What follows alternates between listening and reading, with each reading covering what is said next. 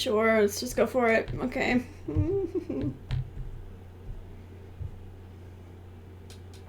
Aha. Hello. Pop out this chat. Pick that. Expand it a bit. Oh, wait, that's the wrong thing. Pick this. Maybe like that. And then squish that. Okay. How's that look? That's fine. Acceptable.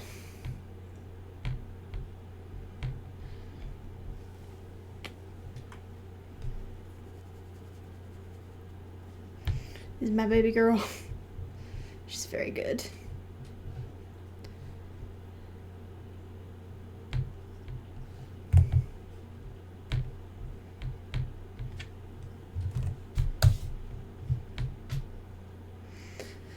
Just gonna drop this in a few places. And maybe Twitter too, I don't know. I honestly forget I have a Twitter half the time.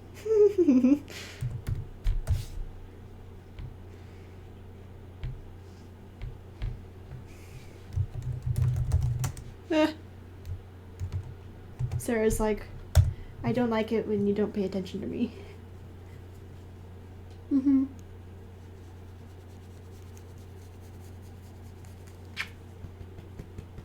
Welcome. Welcome back.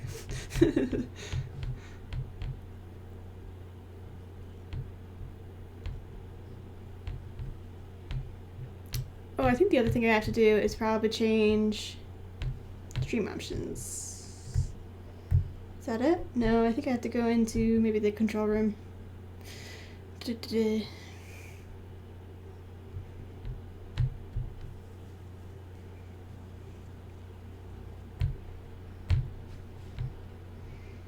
Just change the settings to public. Save. Oh, there we go. You don't want to sit in my lap like that? Hey. Listen, I'm gonna draw. So you can't sit in my lap. She doesn't understand.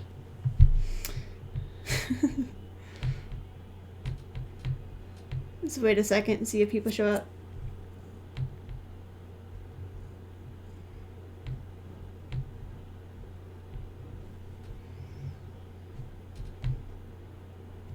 There's one person.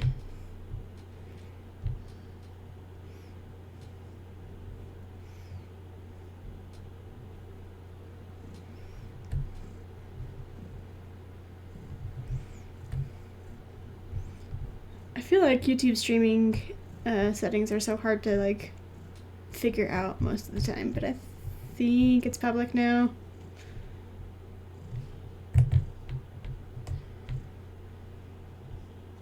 Maybe.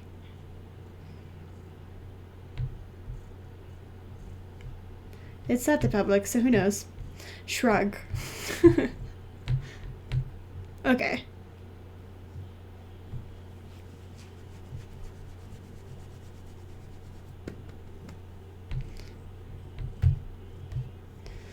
Alright, here we go.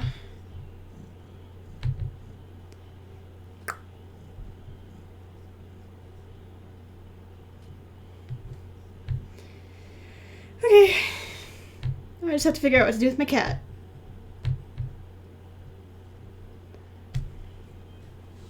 Who does not want to get out of my lap. Huh. She's like, no. Hi.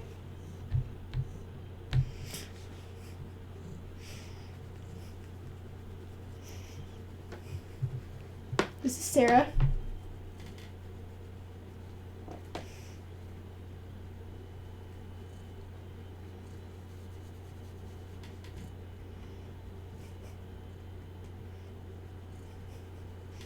She really just wants to like lay on me because I'm warm right now. She's like, I like hot people. But I'm gonna put her on her tower. Back here. Go. Oh, she didn't stay.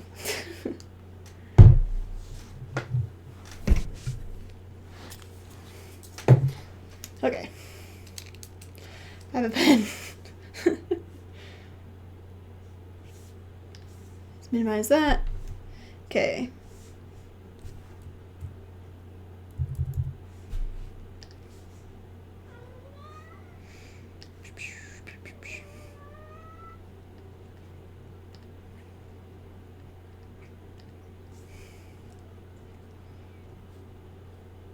There we go.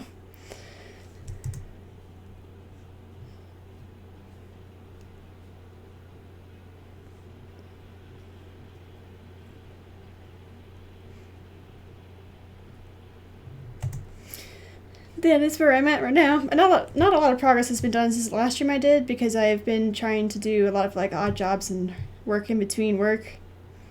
So I've been working like 50 hours a week or more. And I haven't really even had time to come home and like do anything besides pass out. Hey, can you two be nice to each other? No, apparently. Too much work. I mean, it's possible, but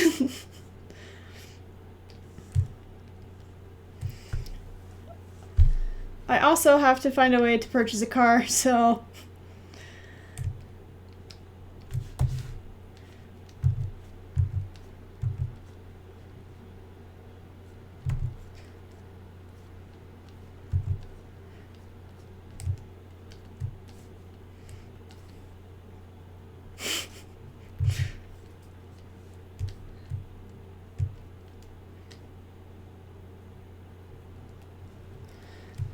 I'm gonna put his ear about there.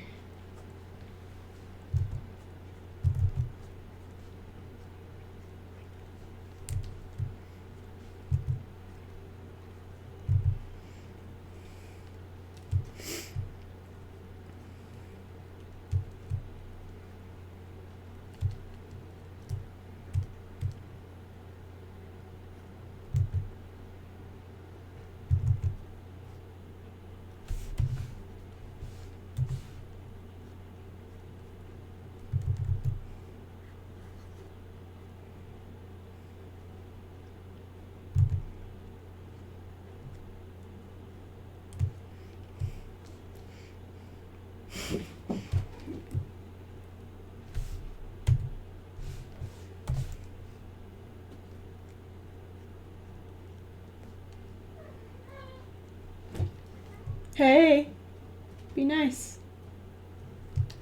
Sarah's Majesty's not sitting in my lap now. She just keeps jumping on Chuck. Kicking his butt. That's what she does.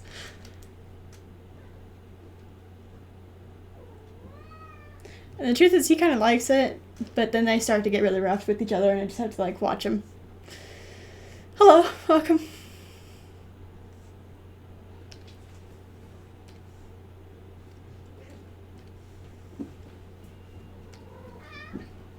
Hey, be nice. Hey, you be nice. Stop being a butt. She's like, I don't know what you're talking about.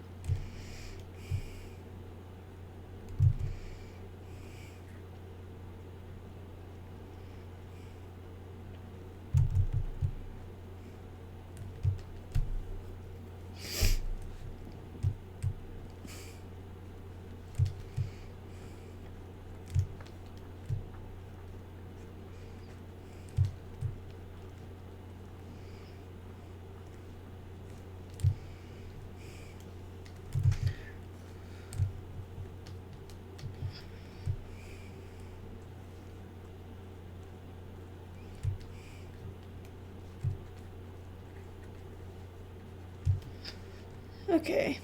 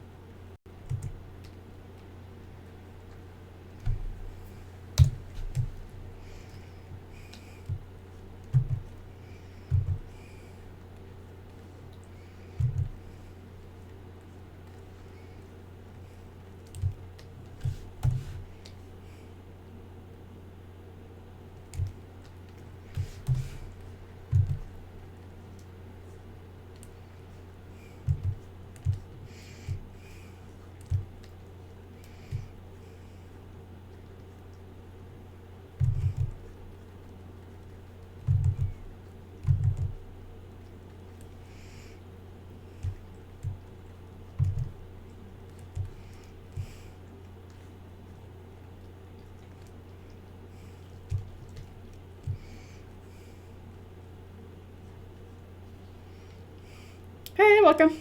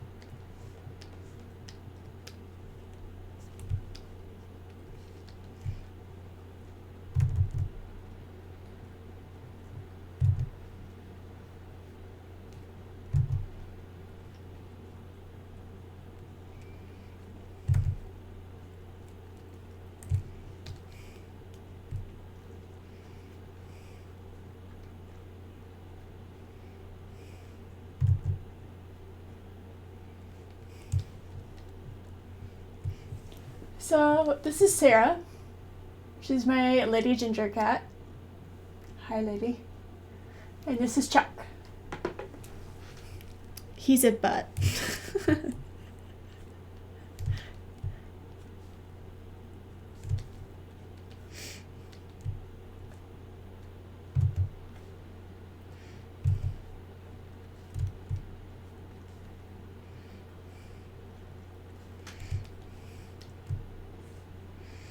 He has a very fluffy butt. He has too much hair. It's dumb because, like, I feel like I brush him a bunch, but whenever I brush him, it's, like, so fine it doesn't come off on the brush. But he's constantly, like, floofing hairballs everywhere. It's like dust bunnies, but actual small cats.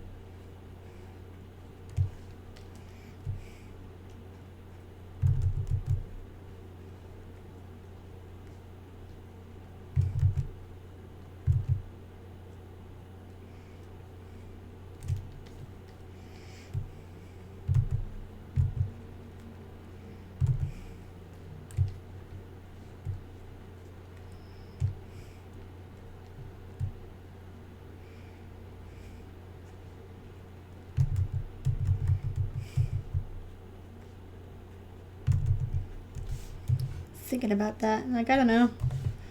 I don't know where to put that.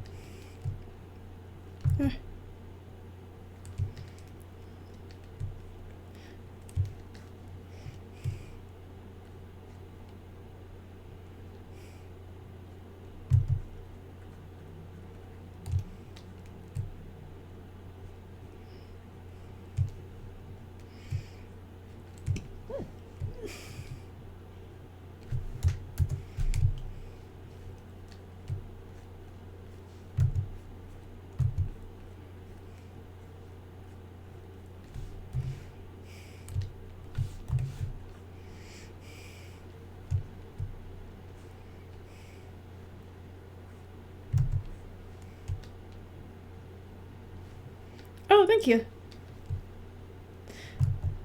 yeah, and you guys can ask me questions as I stream. I usually answer them if I see them, but I don't know. I'm just kind of focused right now, so that's why I'm not randomly blabbing about nothing.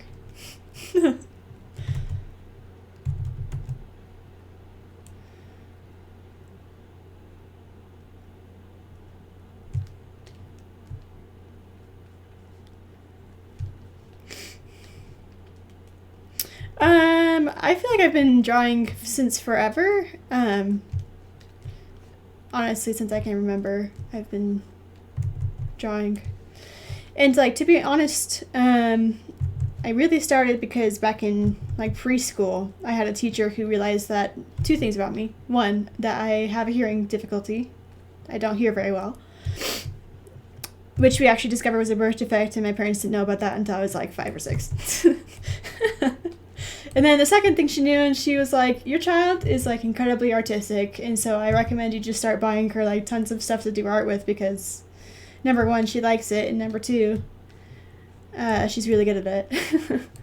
So I don't honestly remember the name of my preschool teacher, but she's the reason why I started drawing at all. And then probably without that kick from her, my parents would not have encouraged me to do it more.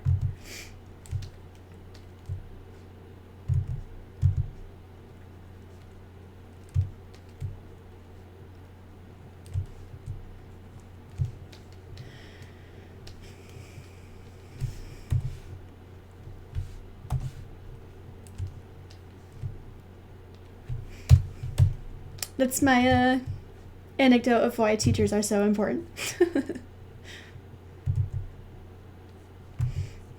Oh yeah, I mean, I don't think it really matters specifically when you start like drawing and like trying to improve your art. It's all about effort and finding the right tools that help you achieve what you're looking for.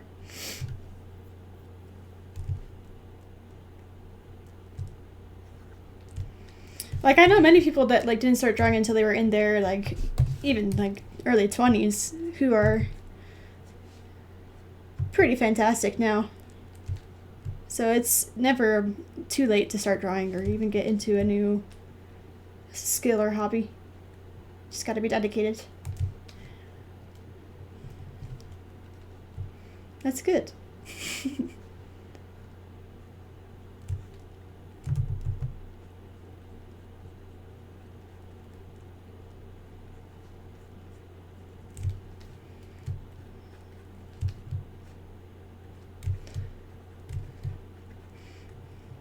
I always say, like, as long as it makes you happy.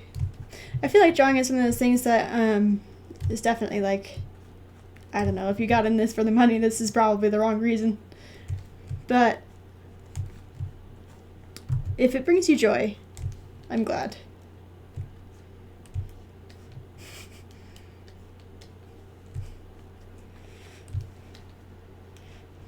That's flattering.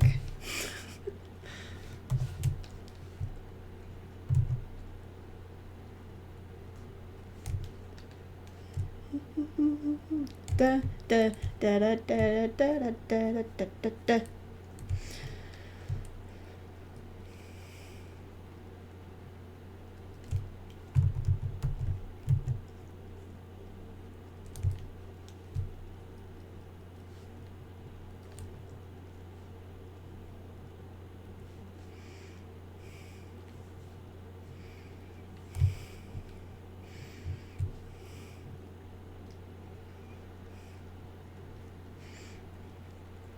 It's just like, I don't know.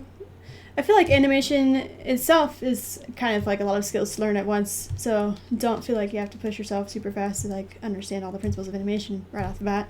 Then on top of that, trying to learn software takes time. Give yourself time to grow into it. It's okay. I think I started TV Paint with the program in, I want to say 2015.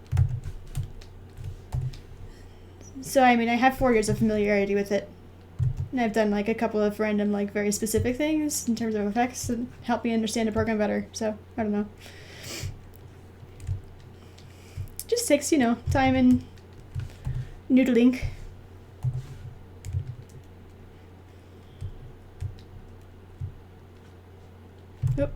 doing?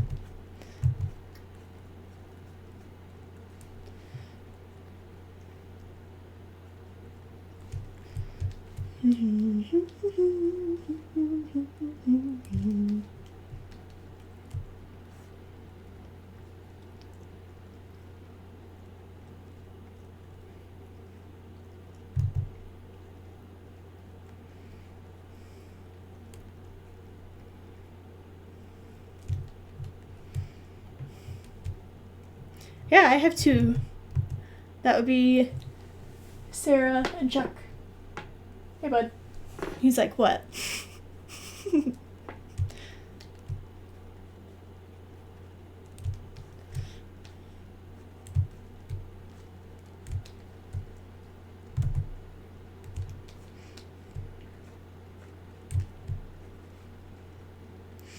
I've been animating since probably like 2006. It's been a long time. I started in middle school just like doing flipbooks in the corner of my notebooks. I didn't have like a computer program or anything back then, so it was just like me and paper. And like I won't say that those were super fantastic, but they were good, and I learned a lot from them. And that was like some of the material that I got into college on, so I feel okay with that.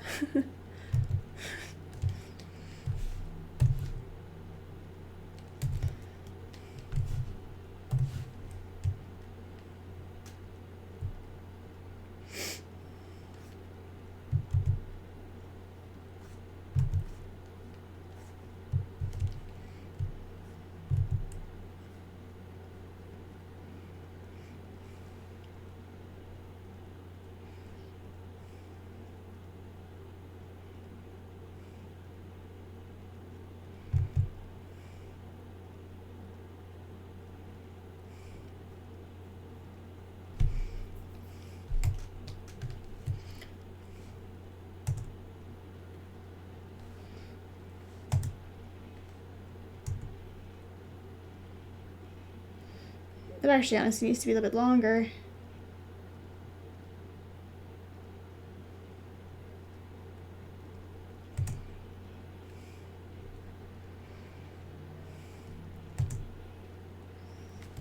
Okay. Aren't I like 17? That's flattering. No, I'm 26.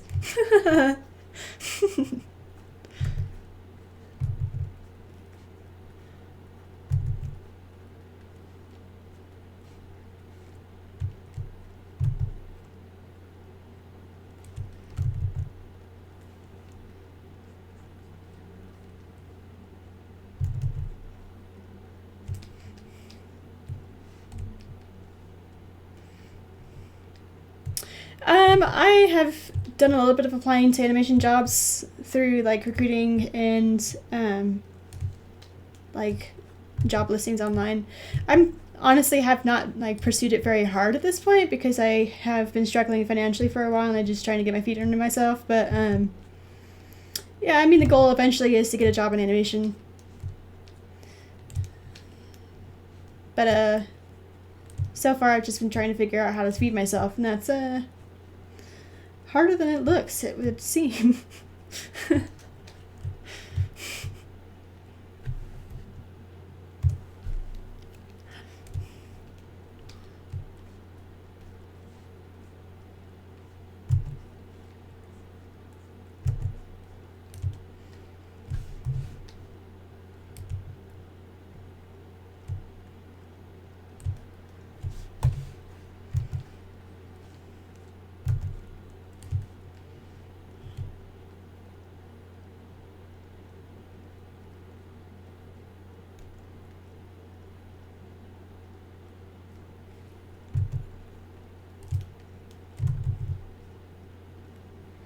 Well, thank you. Yeah, I don't know. I figure eventually something will happen, but I still have to like buy a car, and I currently have to figure out how to like change my living situation. And there's like a lot of things I don't know. I wish I had some security first before I like decided to change my life all over again. But maybe the answer to that is just to like go for it. Who knows?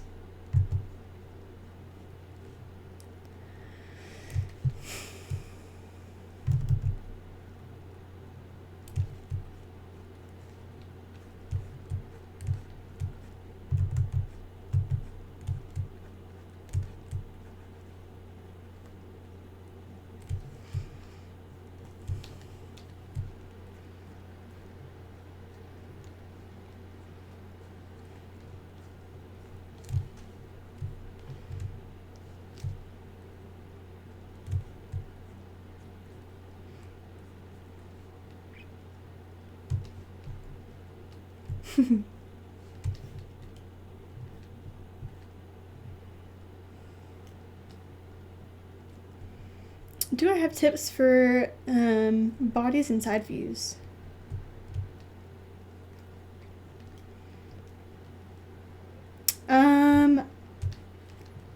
I don't know. Look up reference mostly. Let's see if I have something going.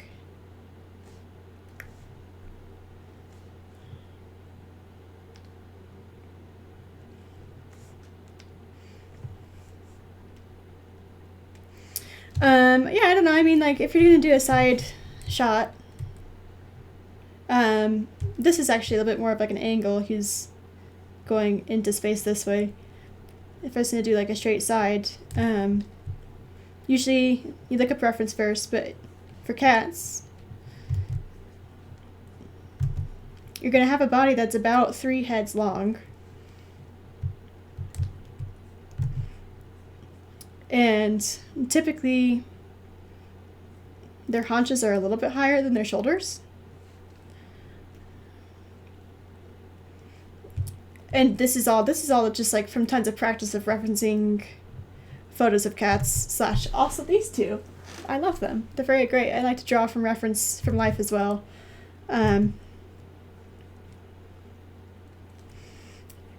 and then from that you just like learn the proportions of the shoulder is going to be like the largest part, and then the forearm is the shortest, and then the upper arm, I guess. This is your tricep here. That's your upper arm, and then your lower arm is going to be the longest part of the leg. You have a little bit of a wrist like right here, but they don't usually bend their wrists typically, not as much as like dogs do, so I just keep that straight, and then you have a paw. The back legs are similar, whereas wherein the upper leg is almost all the way down to where the belly touches. They'll have their knee like kind of like almost like in line with their silhouette. You don't usually even see, according to like a cat pelt, you won't even usually see their knee. Which is why people who don't know anything about animals usually consider their like hock to be their knee. That's a common misconception though. So you'll have like a long upper leg, kind of a medium lower leg. It's almost the same length as the upper leg. And then a somewhat shorter, this is not exactly perfect, I'll redo it. A somewhat shorter lowest part of the lower leg. And that's pretty typical for cat anatomy. Dogs tend to have like a longer foot. But cats have a shorter one because this part is where they get all their power in springing and jumping and climbing and stuff. And so they have longer haunches than they do hocks. Then you can draw like a face, then there's a tail, and ears. That's a cat, basically. But I mean, like, you can look at different references of cats and decide how you want to, like, break that down in your mind. Like, I'd kind of do, like, a head-based height chart, usually. But I've gotten so used to it that I don't know, draw it all the way out.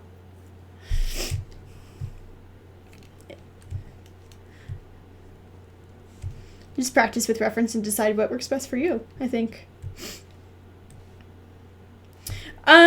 And then, like, going back to the, like, working thing, I'm pretty sure I would have to relocate to somewhere else, because I've tried looking for, like, freelance opportunities here in Colorado. And, like, there are things, but also because I'm not established here and I don't have, like, a professional network, I don't think people usually choose off of the internet real fast.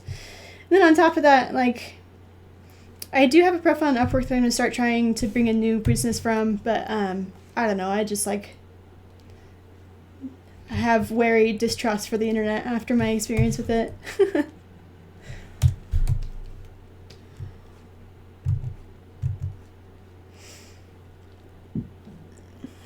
So I don't know. I would like prefer to start off at least with a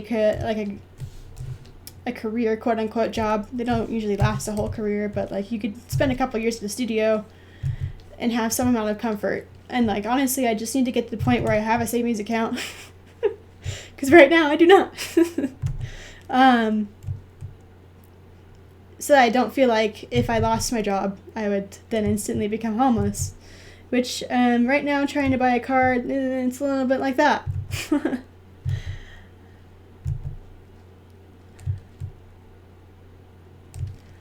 It's also like one of those catch-22 things where like I need a car to get to work, but also I can't, buy a car without a job, so just have to buy one and hope it works out, and then if I get screwed, then that won't be surprising, because that's kind of just how my life goes at this point.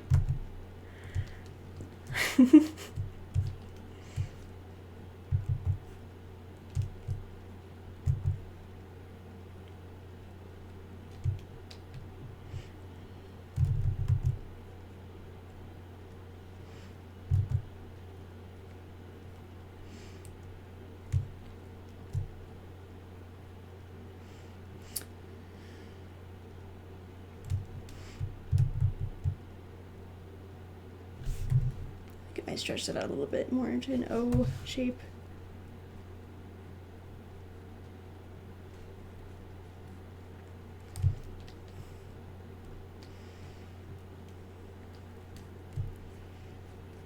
Yeah, I mean, I could do commissions, but I'm looking for like an income of thousands of dollars rather than hundreds.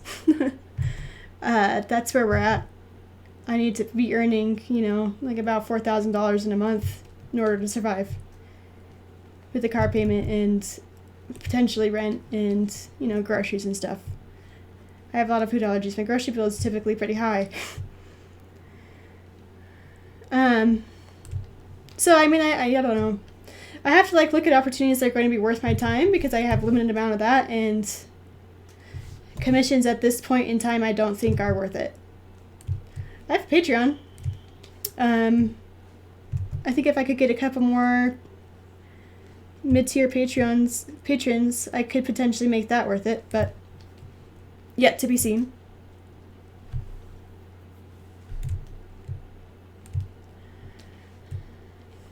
I'm also not going to try and advertise and get people into giving me money, because I don't know, I don't really believe in that. I don't consider myself a charity case. I'll figure it out eventually, but as it is, I'm kind of poor. And my boss doesn't seem to understand the concept that when he pays me $13 an hour, it's not a lot. It's kind of frustrating.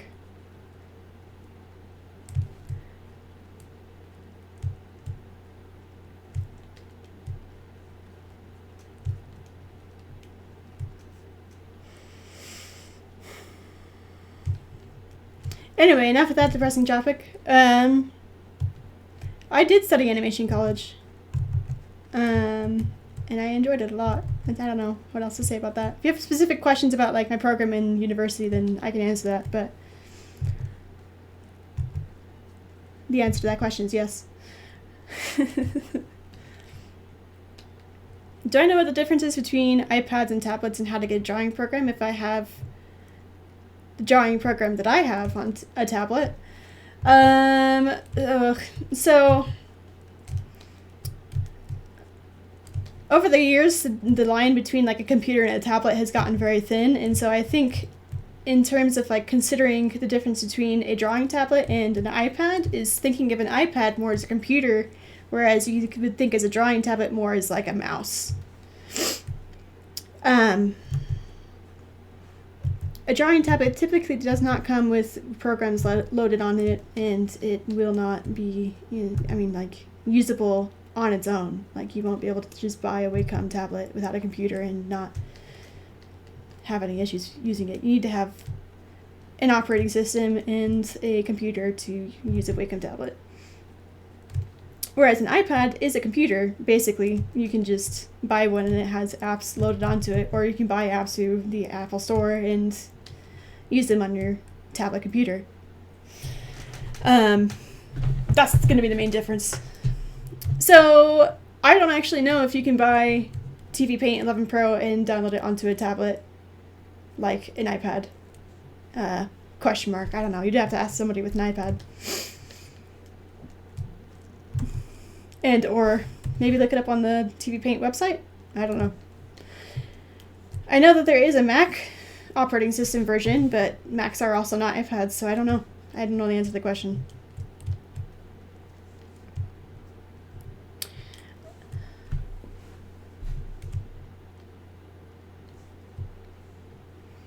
I studied animation. It was about a 3-year program. That's, yeah, I don't know how long I spent quote unquote studying it, but I've been doing it much longer.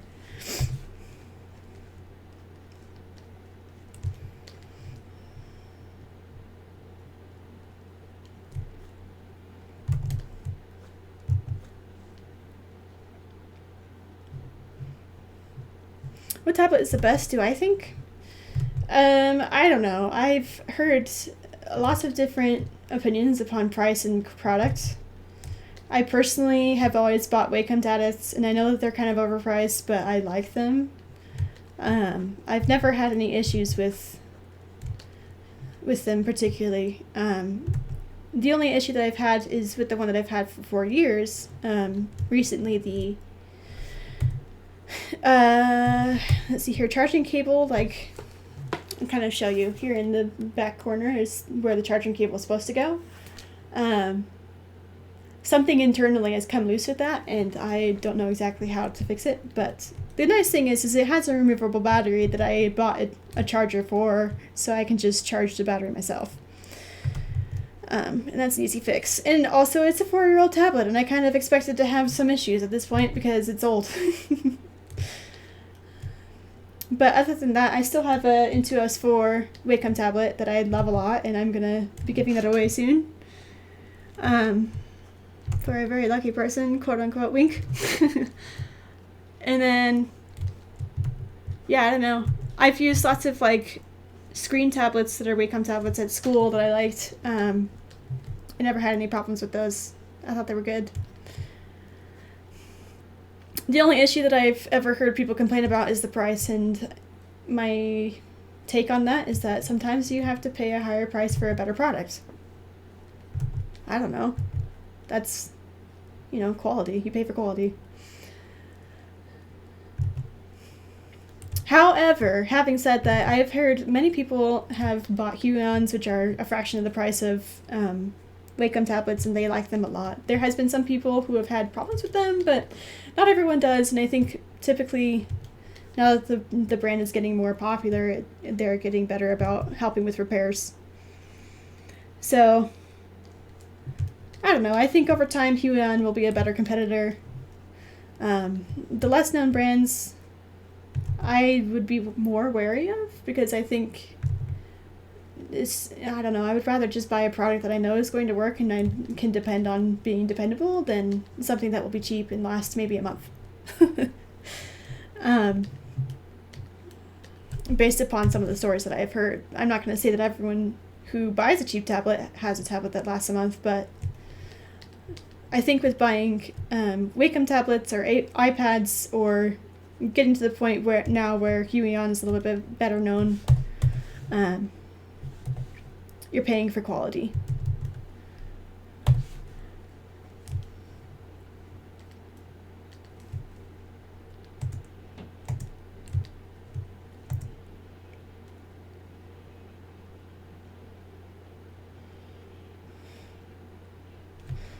Yep.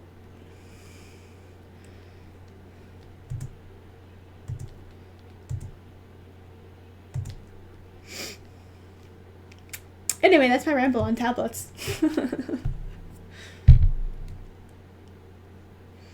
When did I start liking Warriors? So I actually picked up Into the Wild in my middle school library back in like 2005, I want to say. It was a long time ago. As like a 6th grade kid. And I remember specifically it was middle school, and I know exactly where on the shelf it was, and I was like, I picked it up and I looked at it and I was like, this is my shit, basically. And like, never looked back. I've loved Warriors ever since.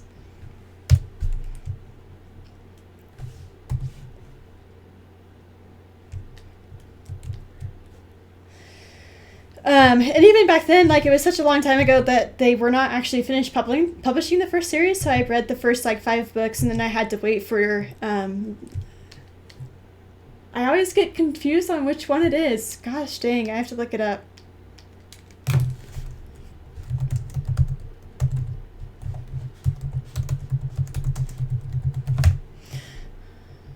just because I feel like the Darkest Hour and the Last Hope are just so similar, I think it's the Darkest Hour. Let's look at this picture.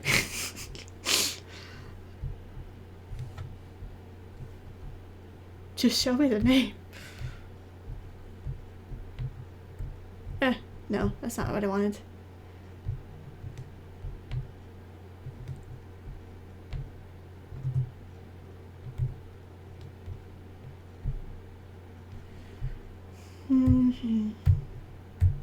Yes, it's the Darkest Hour. Oh my gosh, okay. So yeah, I had to wait until the Darkest Hour came out and to read it. And if I remember correctly, let me just like look at this. Oh no, all that happens in the Darkest Hour. But I remember there being like a pretty big like cliffhanger between the like dog pack stuff that happens and Blue Star dies, and then you're like, how is this series supposed to end? And then the whole thing with Scourge happens in the Darkest Hour, and it was like the weirdest like plot twist, I feel like. Which I, at the time, as a young child, I found kind of like disappointing because I was expecting this like large battle between the clans and Blood Clan, and specifically Tiger Star and Firestar. But it doesn't happen because he dies. Tiger Star dies before they ever even have their like big face off, and they've been building up to this in the entire arc, and I don't know, I just remember it being like a huge deal.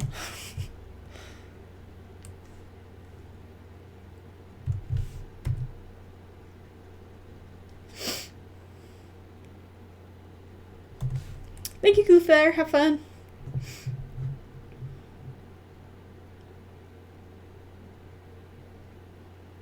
Mine. Yeah. I really believe in libraries because, one, I'm a poor person and I like cheap things. But two, I feel like I've had a lot of experiences in libraries that I'm like, man, this actually was like a huge thing in my life, and here I am, however many years later, still drawing these dumb cats.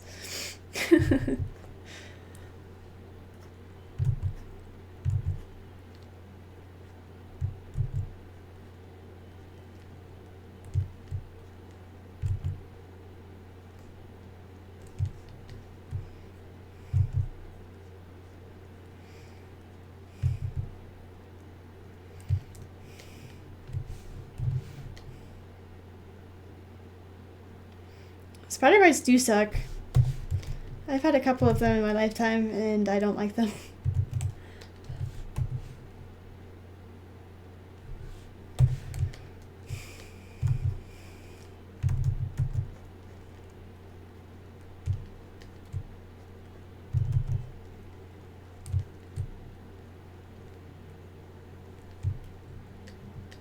That's like a few powers. That would be like the only time that it would be like kind of semi-okay, but also at the same time, like, I don't think I would like being a spider person. I would be a little bit miffed at first.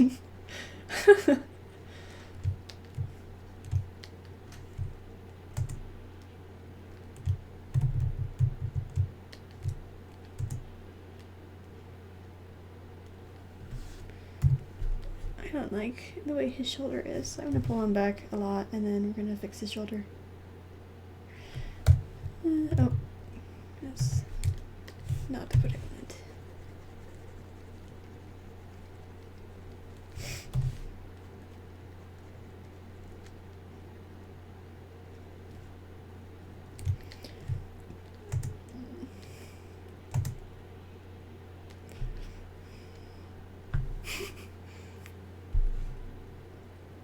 Cat person said, yeah, definitely. There was like, okay, so I don't know how many of you are old enough to remember the old Batman the Animated Series, but I loved it as a kid. And there's an episode where Catwoman is like stolen by an evil scientist and turned into an actual Catwoman, and I was like, that's super cool. Why would anyone be upset by this?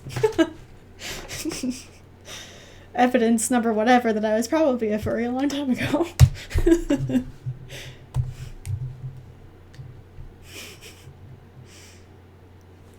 They're very good. I love them both.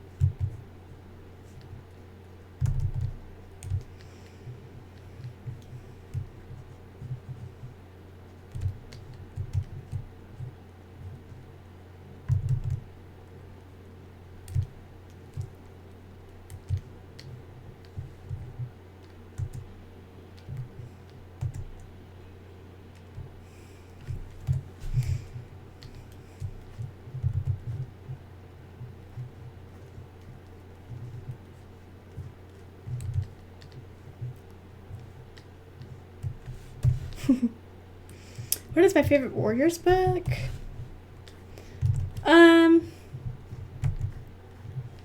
I do like the newer books. I think that the change up in writing team has helped a lot with the readability of Warriors. So I actually do really like Lost Stars, I think, probably the most right now. But at the same time, like, I still think the first series is pretty good. I enjoyed a lot. And then I also really like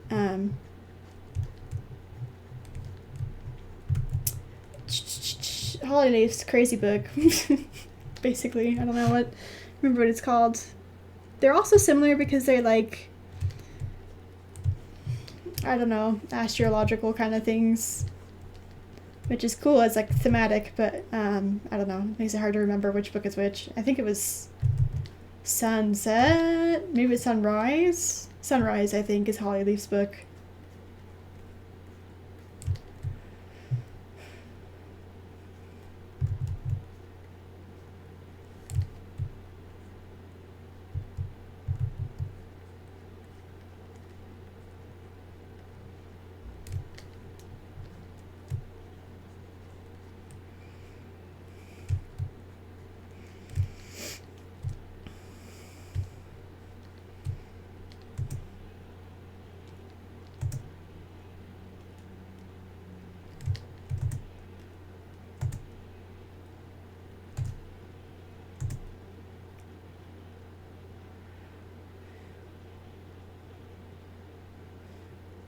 Let me think about this.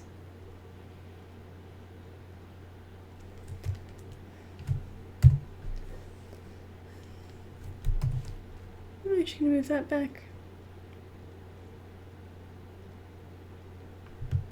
It's about there.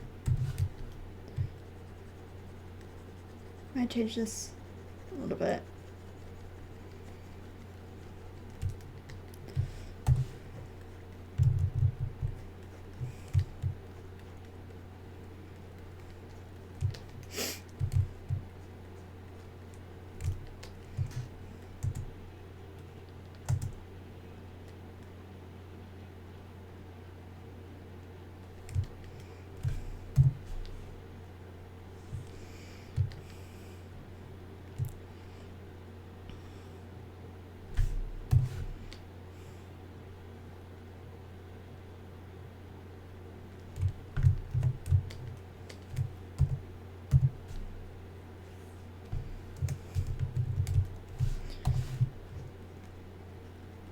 Sometimes I just change my mind when I'm doing stuff. Like, actually, no.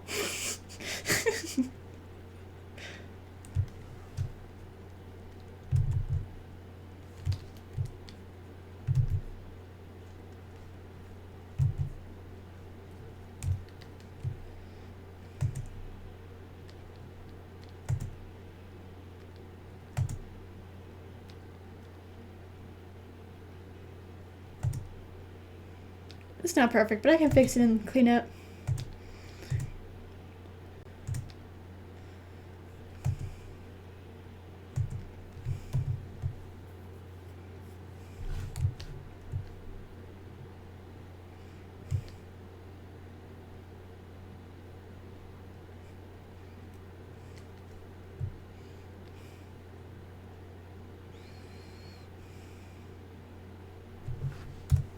Oh no, you're fine.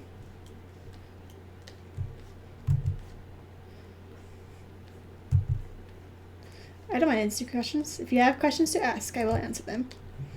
I've been interested in art for, I don't know, it gets kind of blurry because I did tell a story earlier where I was like encouraged to start art by my preschool teacher. So like, I don't know, it's hard to say as a child if you actually have free will. But I mean, I've probably been like personally choosing to do art since I would say 3rd grade. I can remember like actually being like, hey, I do enjoy doing this and people value me for it, and so people pleaser. I used to do like requests during recess where I would draw people's favorite Pokemon, even though my parents would not allow me to watch Pokemon or even own Pokemon cards, and so I had no idea what they were.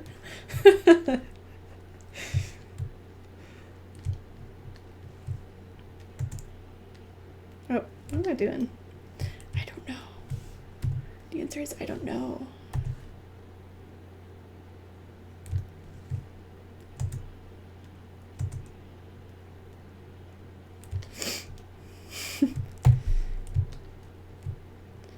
So yeah, I don't know.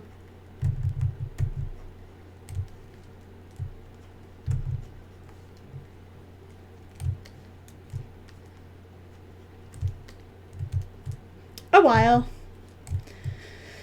I've been drawing for a while.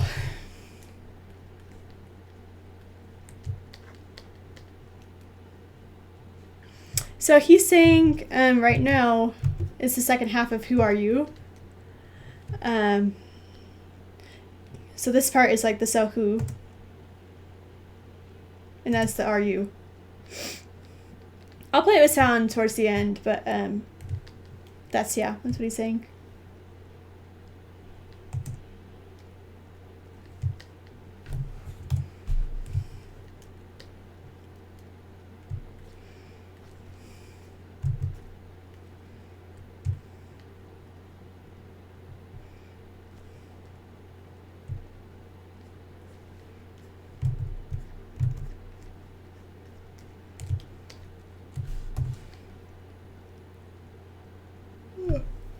Excuse me.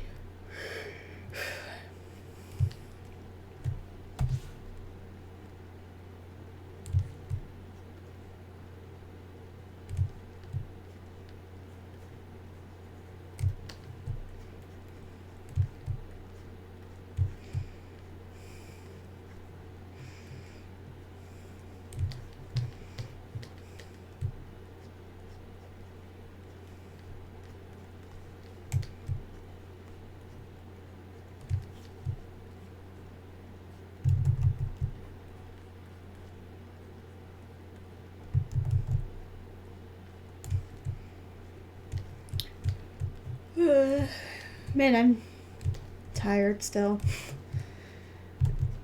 I feel like I could sleep for like 10 hours a day for like 10 days and still not really be rested.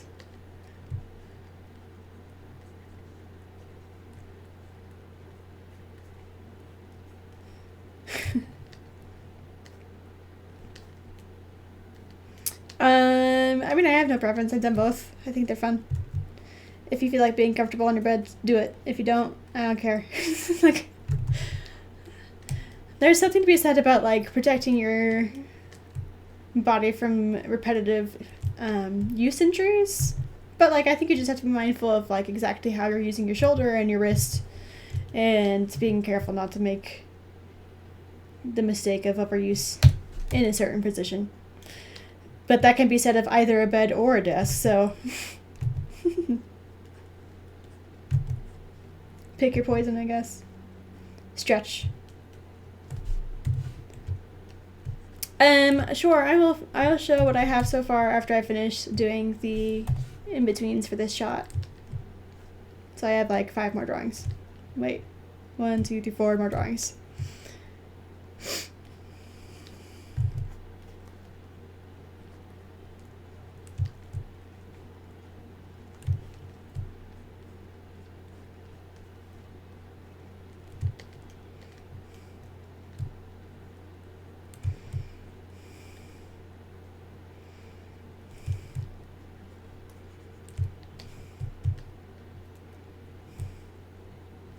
Oh, thank you.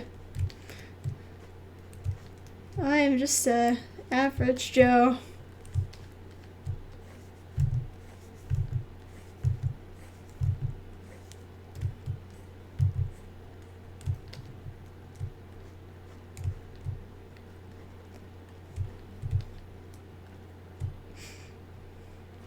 How did I find my art style? I don't know.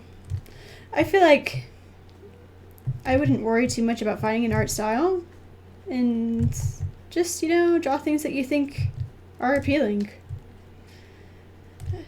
one of the lessons you learn as like an animation student in particular in college is that developing a specific style for an animator isn't necessarily a good idea, because you have to adapt your style to the production that you're working on, whatever that is. So if you're doing a Disney production, you need to have a Disney-ish style, and if you switch companies and you move to Blue Sky, you have to have Blue Sky-ish style. Blue Sky, sorry, not Blue Sky. But that's like very typical in the animation career path, like longevity-wise. You kind of need to be a little bit more flexible and not to necessarily have a style, but like be more adaptable. Whereas if you're going to go into like character design or illustration in particular, illustrators are really like known for their styles. So if that's your trajectory, then I think, yeah, go for that.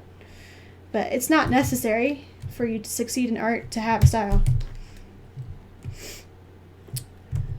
And because I'm an animator, I honestly I've never really seen much of the use of having a style. Quote unquote, this is my signature. This is the only way I ever draw. I find it kind of boring.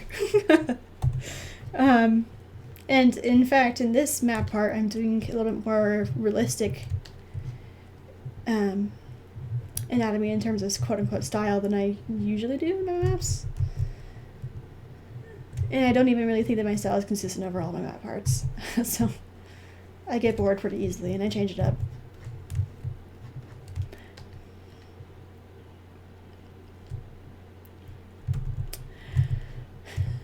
So I don't know. That was like a really long way to say that I don't know. Draw what you enjoy. That's what I say.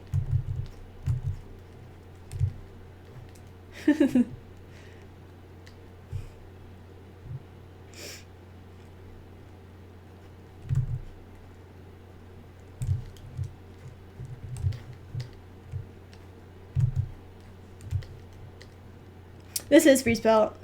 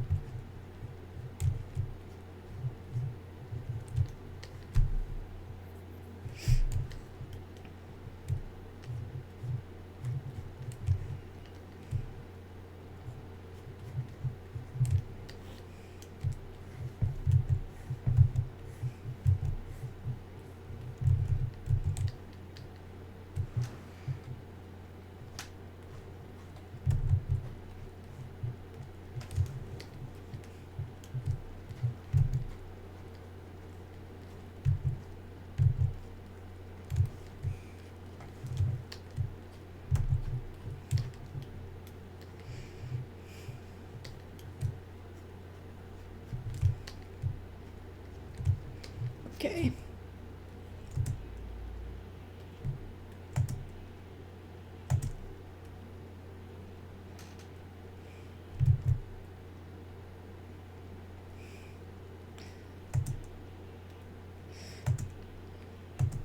I think that's fine. Okay, I'm not going to add any more in-betweens than that. I don't think it's worth it.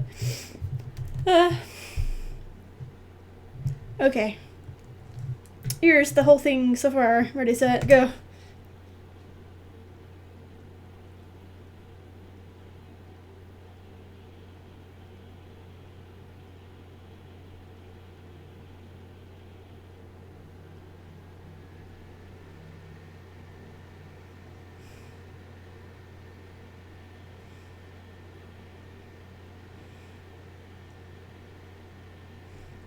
So yeah, it's some fun stuff.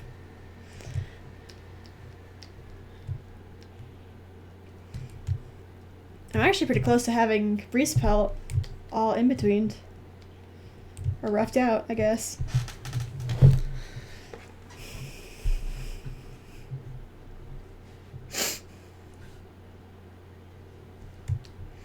How did I make the perspective of the last shot?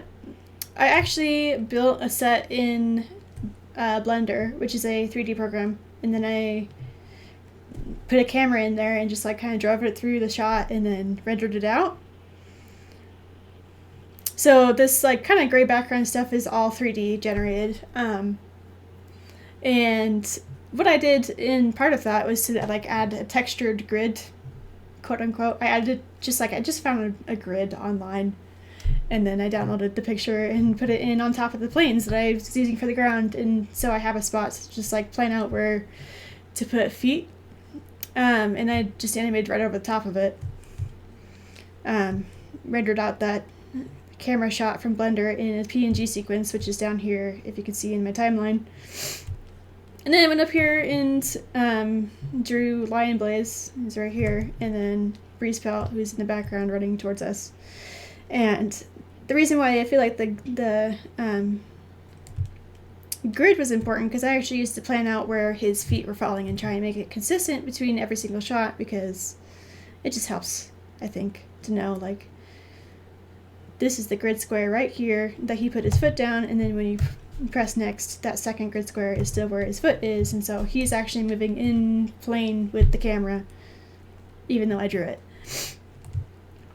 And I don't know, I don't think it was like particularly that difficult. It just takes a lot of like thinking.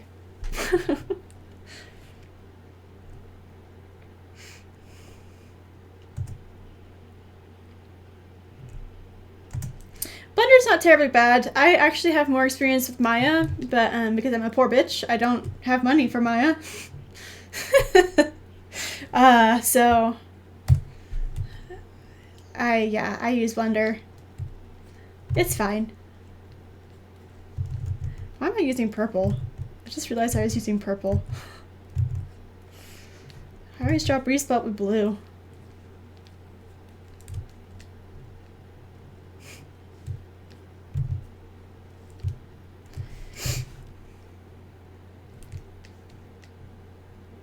Okay, I'm gonna change the angle of my camera because I can't see right now.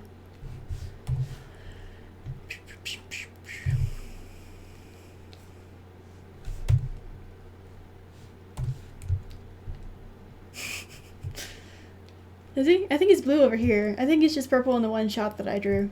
And I didn't even think about it until I was done.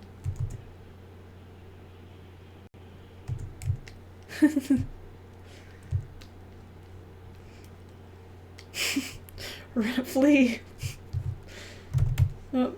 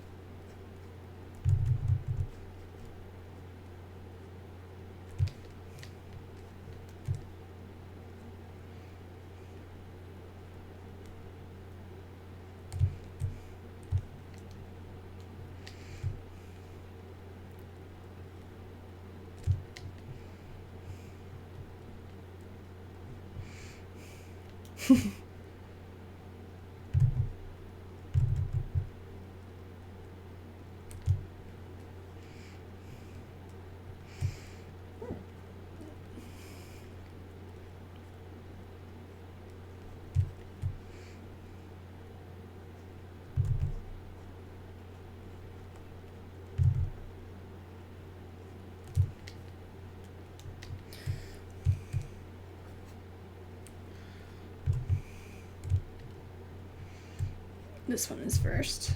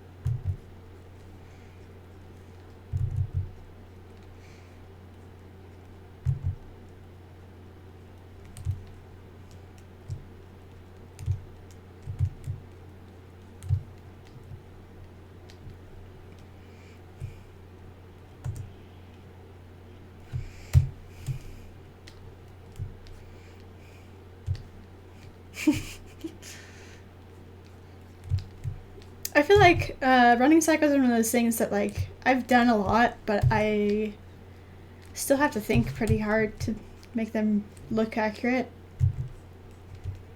I don't usually look at reference when I do a run cycle at this point because I've done them so many times, but I still think about them pretty hard.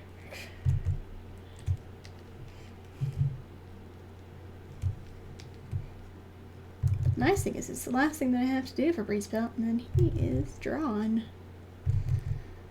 Pretty fantastic if you ask me.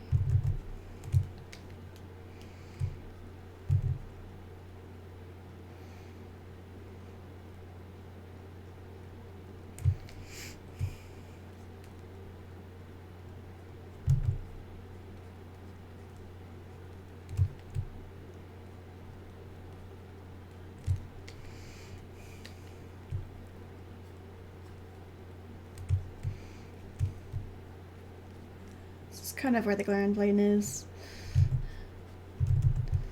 Sometimes you just have to fudge it and then pretend like it's correct.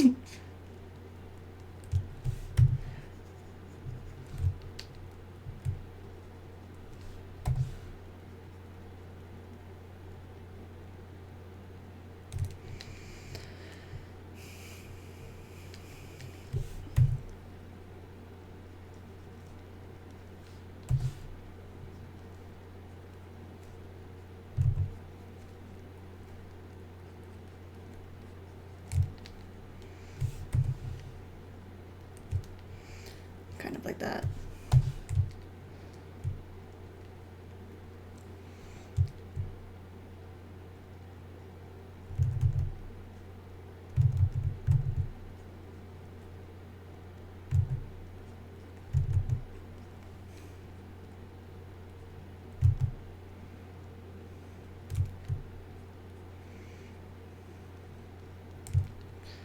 It's a terrible looking foot, but I am working too fast to care.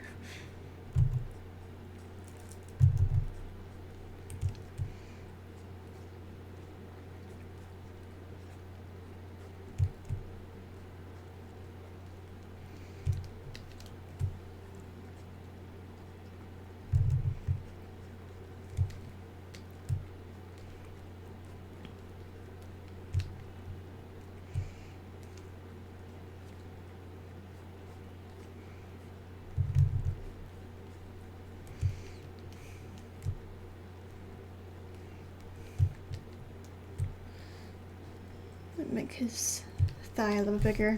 Looks weird. Small. Neat.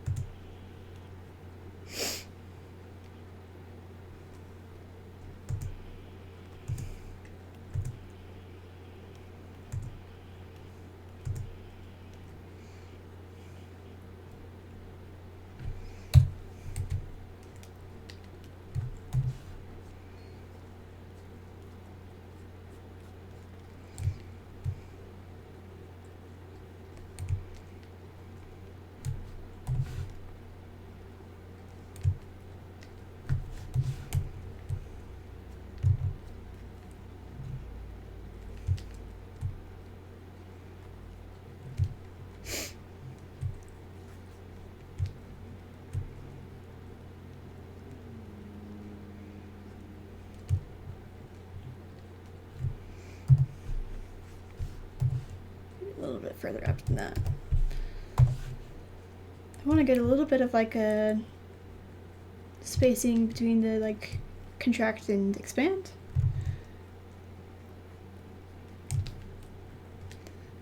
But just figuring out how to make that work.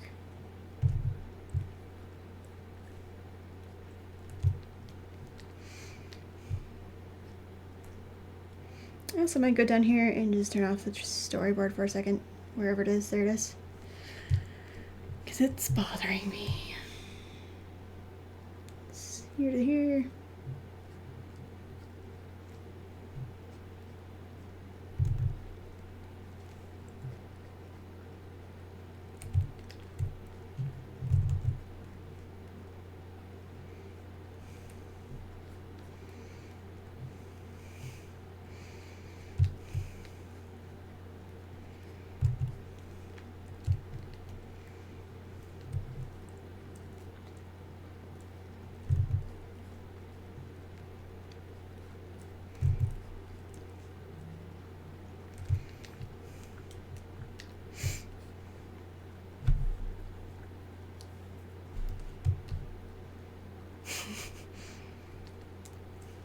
Successfully.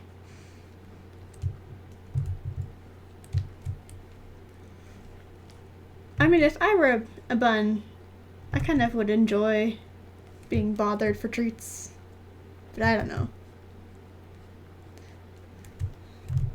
I cannot speak for Ceres and Luna since they do not talk, and also I don't live with them.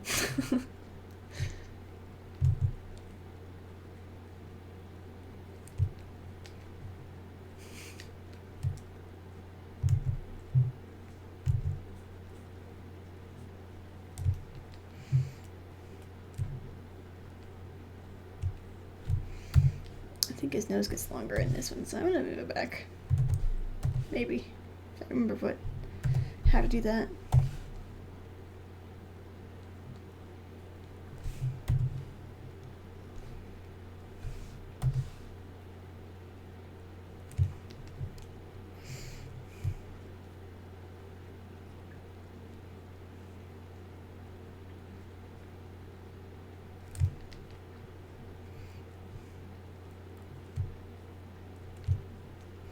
Oh, that looks weird.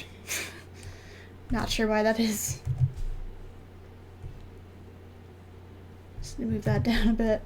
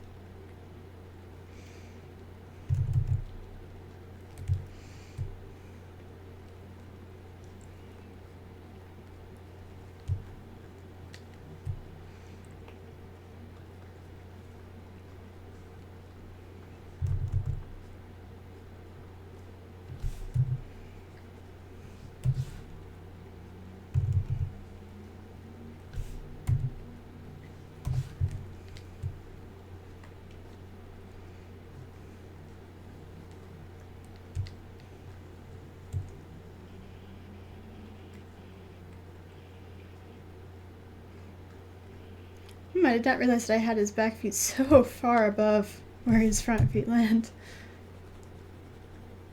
I should have thought about that when I was drawing it. Just means he'll spend more time in the air. Which I'm not upset about, but it's good to know.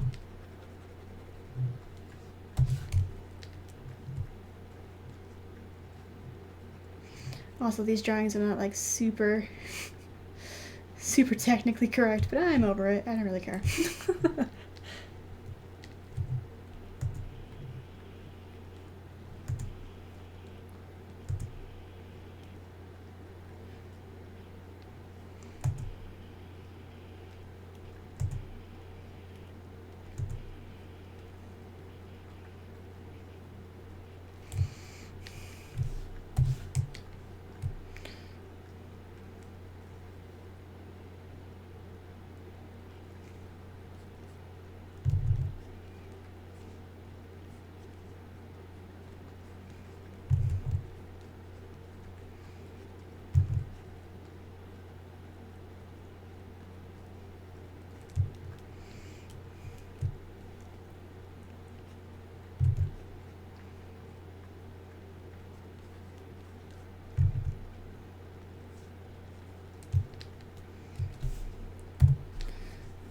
Also gonna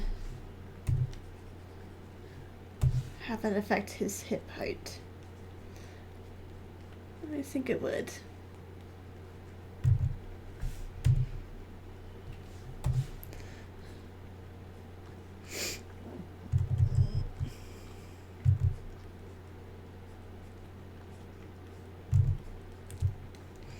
If you ever wonder how I do run cycles, the answer is I had no idea.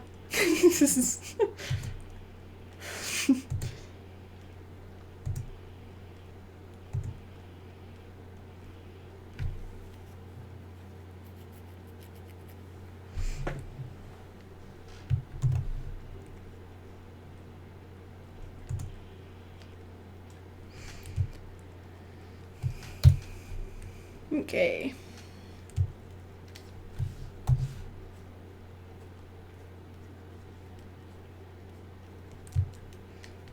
This is actually breeze pelt because I'm a breezepologist.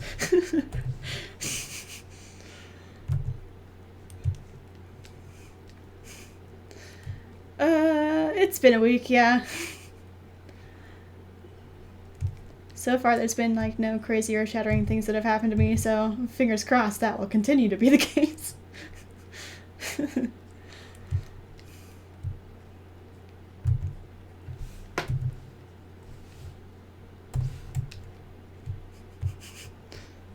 It's pretty close. I don't know. The problem with Breeze Pelt and like comparing him to Bro in any sense of the word is that they're not that similar of characters. Breeze Pelt is like he I don't know, plays up the idea of being quote unquote mistreated, but I'm not entirely sure that that's the case for his family. It's more of just like socially dysfunctional. Which like can make somebody upset and like feel plenty, you know, I don't know, like disenfranchised, I guess, in terms of like what a healthy familial relationship should be, but it doesn't also necessarily make them in the clear to try to murder their half siblings or random bystanding pregnant woman, which Breeze Pelt did do. He wasn't successful at that, but he tried. So he's not a good character in Warriors by any sense of the word, but he eventually goes through some amount of like redemption.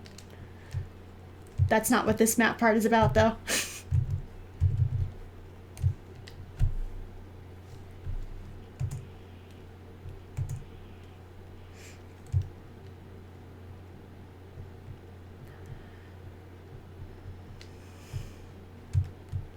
He is about to go and attack Lionheart, or not Lionheart, Lion Blaze.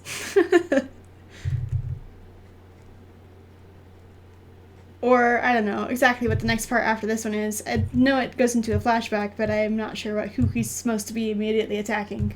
I just made it lie in place because it was fun. Yes.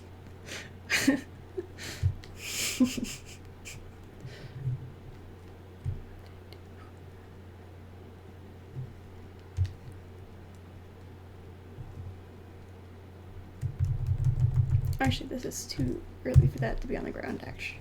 I changed my mind. Actually, I don't know what I'm doing. As per usual.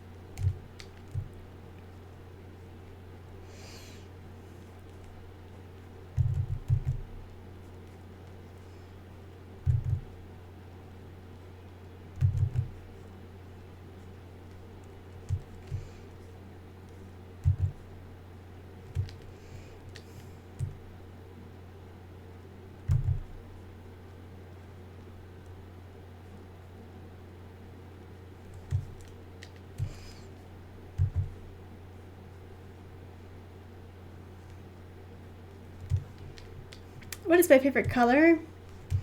My favorite colors are actually a combination. I think they work best together, and that's going to be a green that is about the color of the inside of this mug, and a purple that's approximately the color of this spray bottle. So, I have a lot of things that are those colors, and those are my favorites.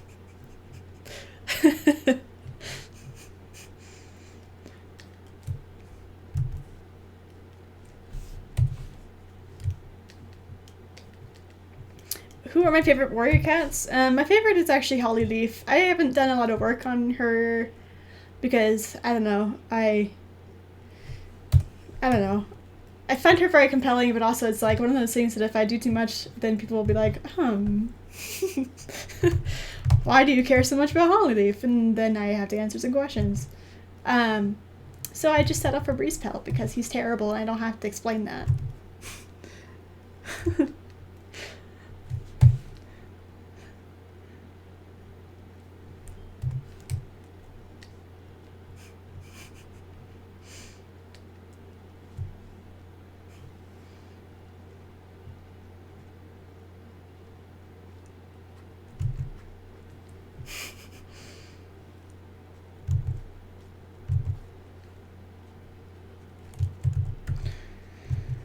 But no, yeah, I really like Holly Leaf, and I also really like Ivy Pool. I think they're very strong female characters, and they have their own flaws. And it's interesting to see how they deal with like similar challenges to their worldview. Because I think Holly Leaf starts like a very like lawful good character, and she puts a lot of faith and stock in the warrior code. And like stays that almost to the very end, until the very end when she's like, oh my god, my very existence defies the warrior code, and therefore I have to go crazy now and murder people. Which I don't know, I just like the whole like, it would have made sense for her to murder Ashfur if she had not then gone and told her secret to the rest of the clans. But the fact that she decides that even holding that in is too much for her to handle because it means that she's like hiding against the warrior code is just like an interesting character flaw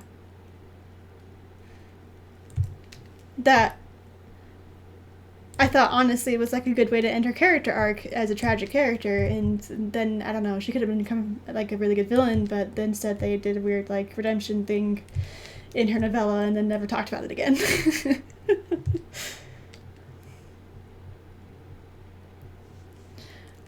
So, yeah, I don't know.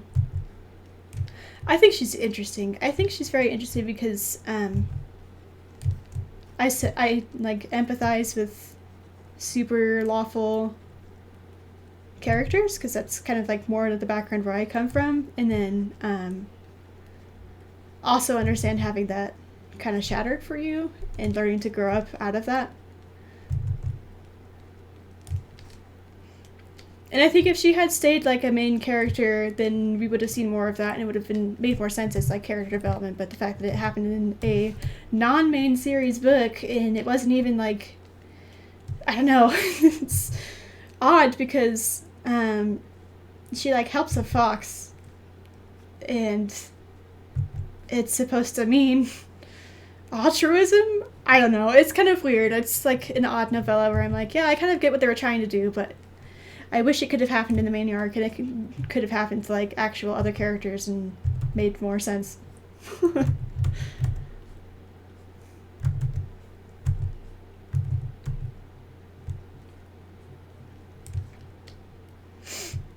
I think she's cool.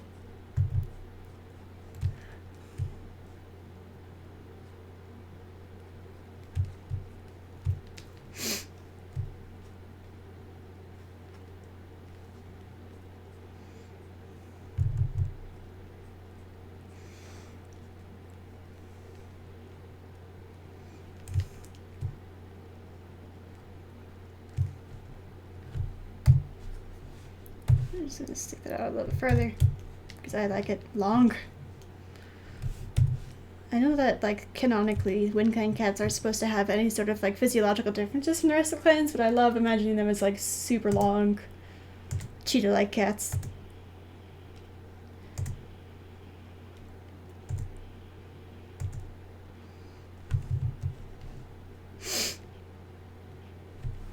So it works.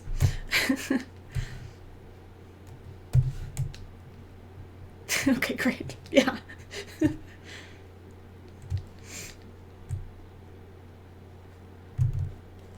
I think Hollywood's pretty cool. I also like Breezepelt a lot too. I think he has the same problem as Hollyleaf in the fact that he has a lot of character development happen not on screen.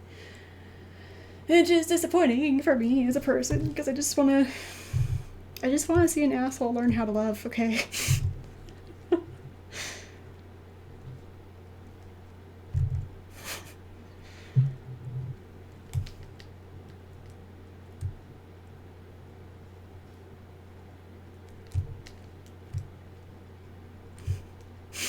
Tell me more. Shuffle's notes.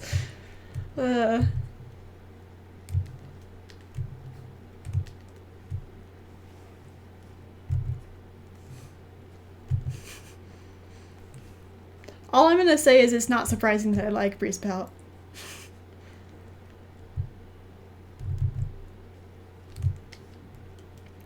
I also love Crowfeather. So I'm like I think I'm one of the rare people who likes both Breezepelt and Crowfeather. It's usually more typical that people like demonize one or the other. I think they both suck and they're great. And for those who are more unaware of that dichotomy, Breezepelt is Crowfeather's son. So a lot of his like quote unquote issues come from a bad relationship with his father, who has depression. And I'm not gonna say that gives him any excuses, but also like he has depression.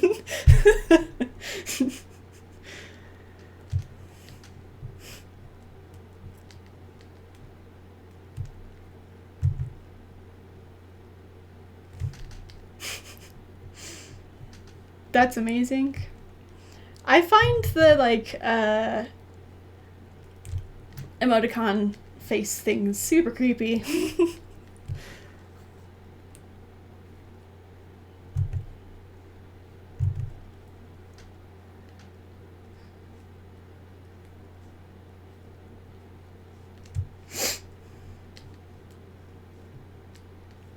I also love Nightcloud. I'm gonna tell you, I just left the whole Breeze, Night, Crow family.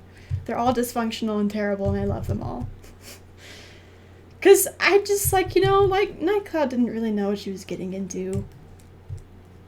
I think it's one of those cases where, like, in a quote-unquote human example of this relationship, they would have been a couple who were, like, probably romantically very in love before they got together and, like, had a family or whatever, got married. Who knows what the real-life example of warriors would be. But, I think in their relationship, Crowfeather never really could manage his mental health issues super well and did not communicate that to Nightcloud, and that was probably a lot of their problems.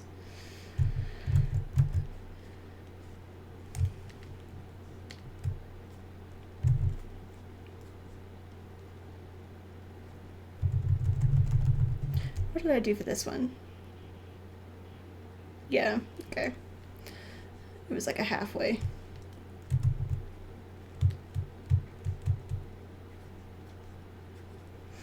These are some weird betweens, so don't look at them too hard.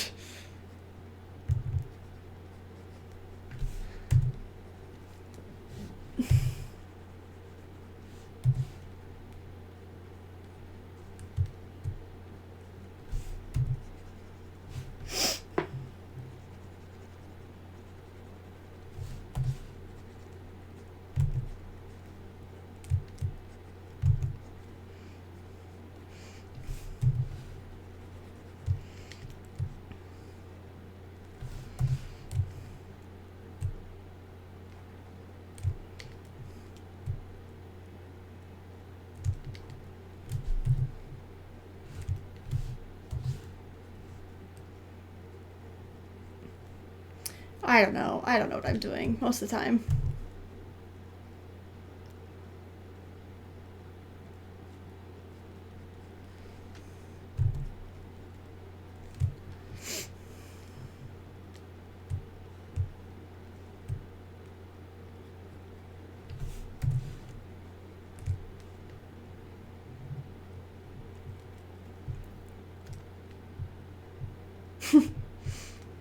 Thank you. Have fun outside. Your mom is a good mom.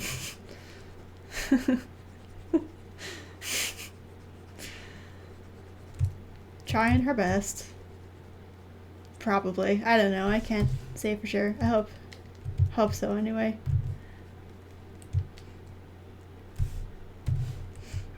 How am I today? I'm fine. Don't ask me about my emotions. They suck.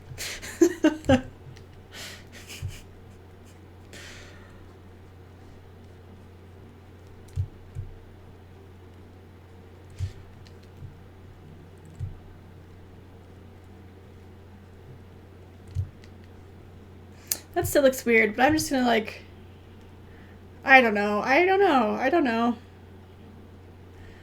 Okay. Okay, what are we doing? We're deleting that. Thank you.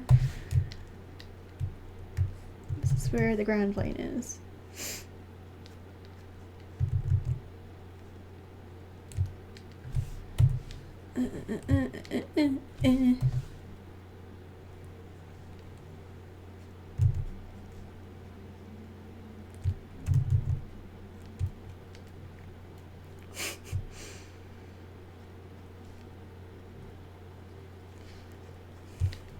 Don't glare at my flag. It's a nice flag. It didn't do anything to you.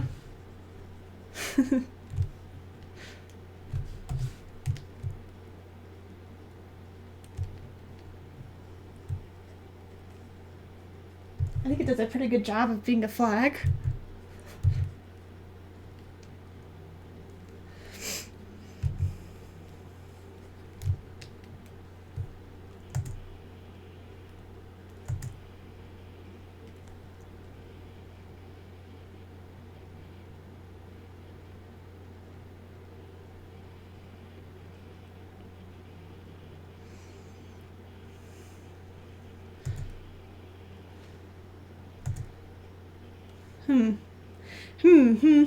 That's all I have to say. I have ground plane issues. I kind of don't care though. I just like, you know.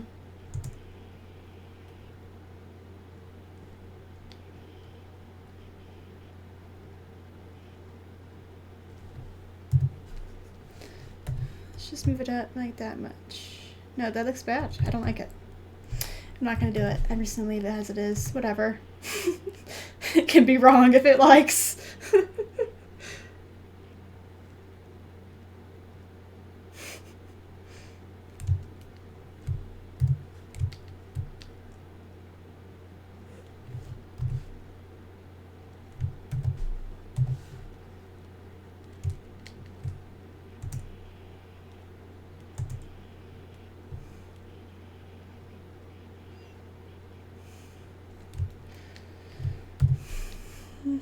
I think I'm just going to change this part because I don't think that's correct. And we're going to do a little bit of perspective stuff.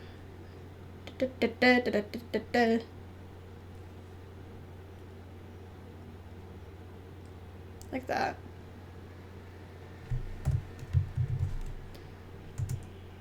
That's better.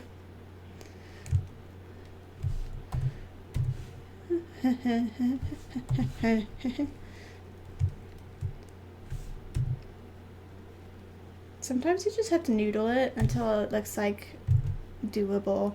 And then you're like, okay, that's fine.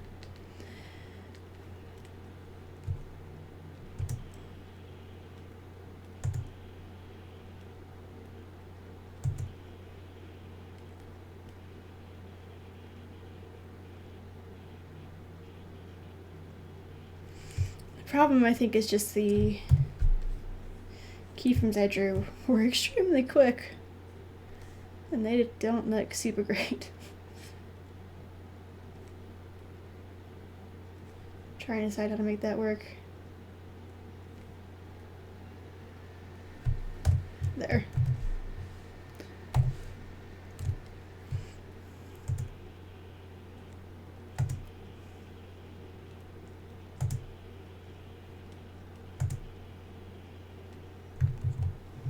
Okay.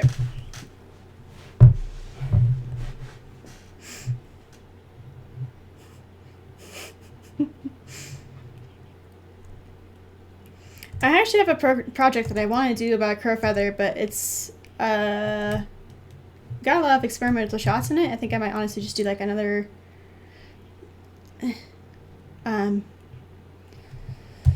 sketch animation for it. But I don't know when I'm going to have time for that, so...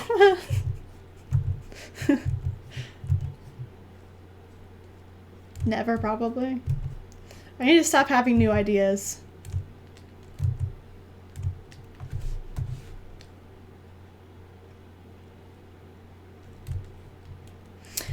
I am originally from Washington State. I'm from the United States. And I don't know. I just talk weird sometimes, I think.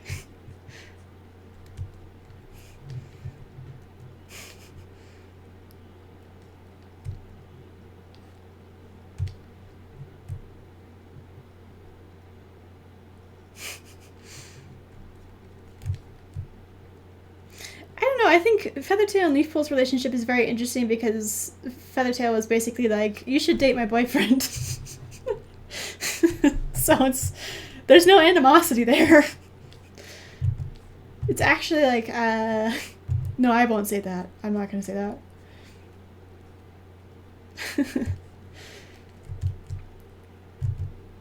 Because that's weird, and I don't know. I'm just going to leave that in the dark recesses of my mind, and it should never come out.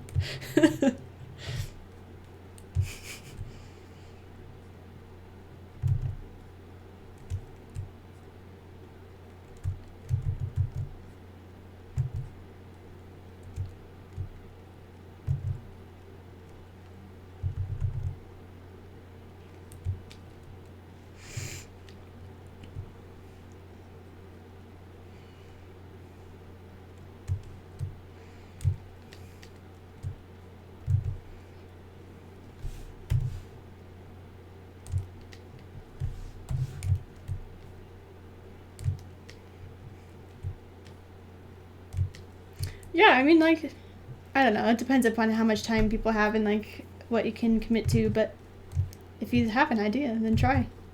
You never know. Sweet.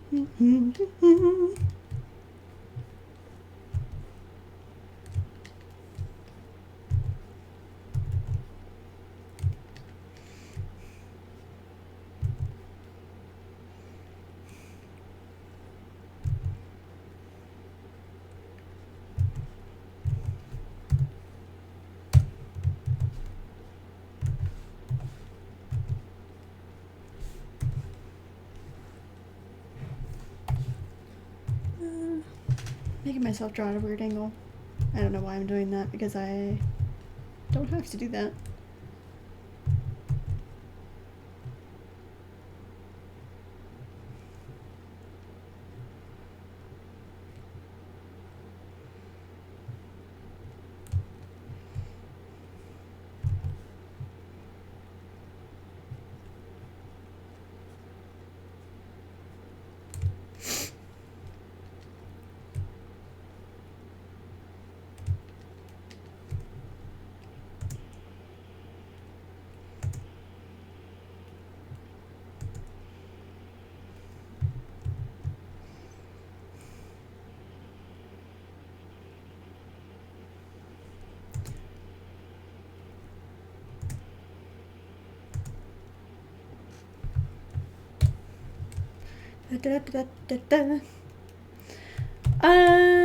I don't know. I had like plans to make, honestly, the first sketch PNV I did like that, Ashford's Drive-By, into like a fully animated short done by myself, because I had been inspired by A. Alley Cat and a few other people. I think it was like Cinder Heartraven. I don't remember who did the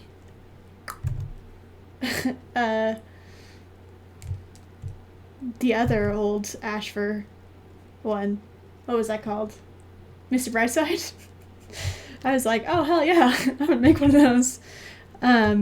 Without reusing any animation, and then I realized that that was ridiculous, because hey, animating 6,000 frames is a lot. And then coloring and backgrounding and cleaning up all 6,000 of those is a lot. So I have not touched that since I finished it back in 2015. And I might not. I have had like different ideas of like maybe turning that one into a map, or maybe doing some more stuff with it, but honestly I think it tells the story just fine on its own, and I don't feel hard pressed to make it look any nicer than it does. And so honestly, like, I kind of have the same feelings for Wonderful. I think it's fine. I like it the way it is.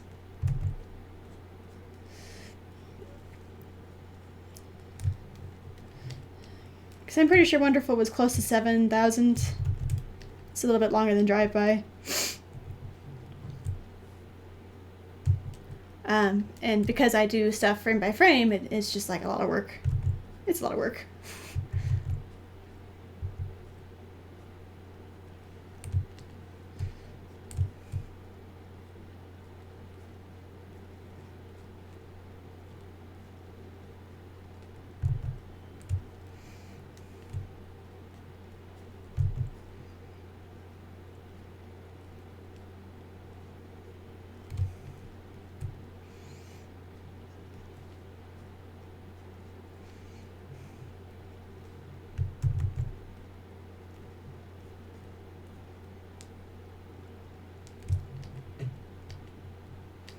That's a weird. I'm gonna make his foreleg a little bit longer. Here we go. I don't like that.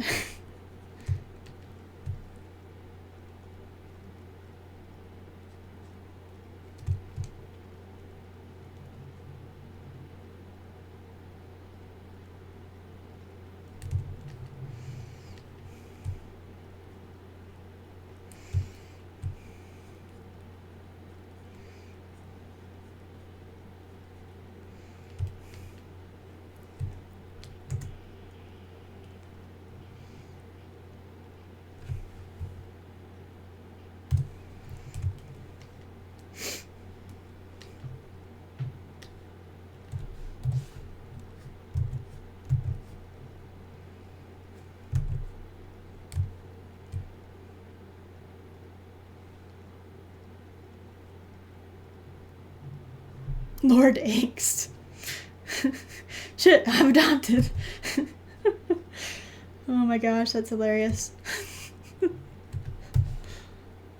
Yeah, basically, that's, yeah.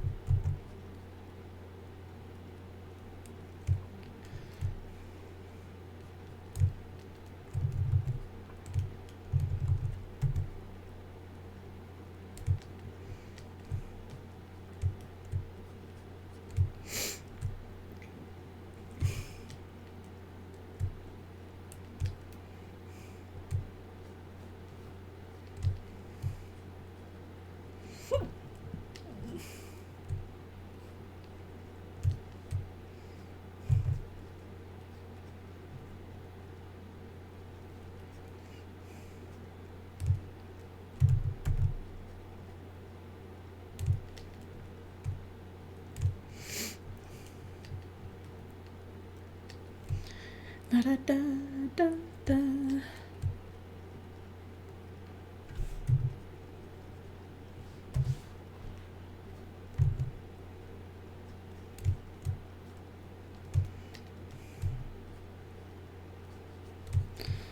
For all I care, no, I just don't wanna be alone.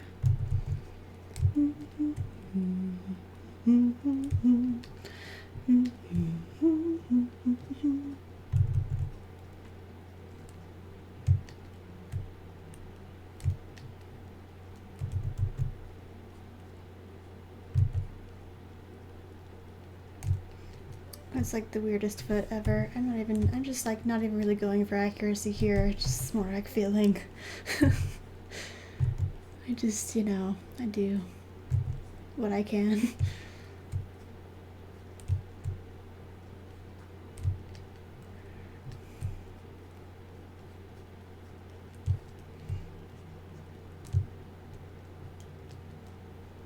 That's weird as heck. What am I doing? I don't know.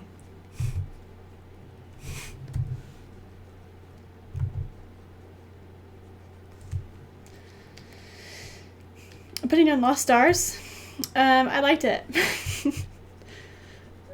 There's a PNV that I want to do for Bramble-Claw and Squirrel Flight that like has a little bit of Lost Stars content in it, but mostly just like, I don't know, the concept of what happens when you die in Warriors, and also what the hell is happening to Bramble-Claw right now because no one knows. It's really interesting.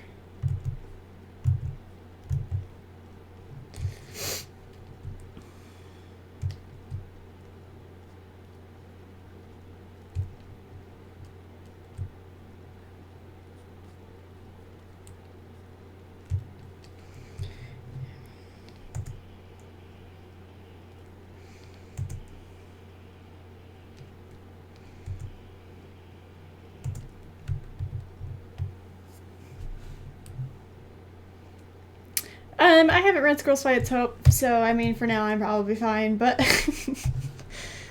yeah, I don't know, I just like, he's fine.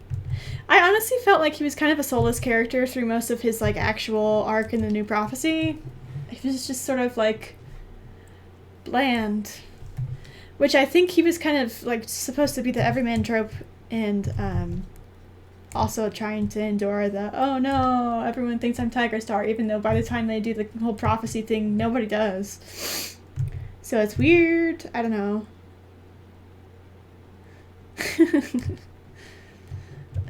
LOL. So I don't know. I never really found him that like interesting in actual like reading him. In concept, I think he's a fine character. I think he's okay. Whatever. Your dad is evil, and then you learn to be like a semi-alright dude, I guess. That's basically Bramble-Claw. I thought he was I thought it was cute when he acted as a dad to Lion Blaze specifically. Like, there's a couple times when he also like specifically tries to protect Hollyleaf, but I think he has his dad instincts for his adopted children, and not so much for his actual children, which I think is the joke of Moon Giddy's videos, and I like them for that.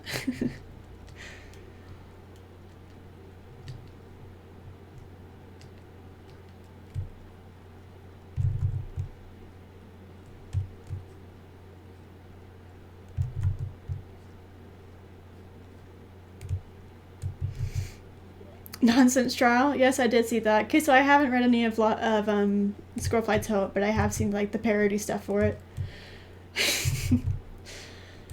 I also really enjoy the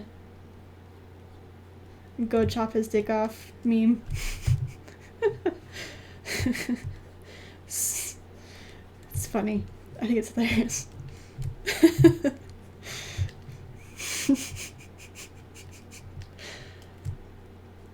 That's my favorite pun. Yes. So I don't know. I mean, I just like he's an okay character, and apparently he turns into a huge asshole. So I don't really care because I didn't care that much about him to begin with. But you know, it's Bramblestar, I guess. He's supposed to be likable.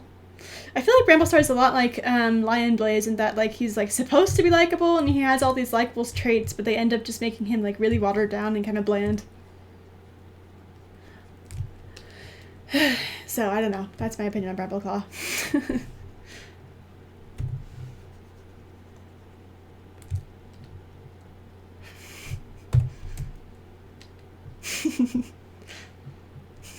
You're gone. I'm gone.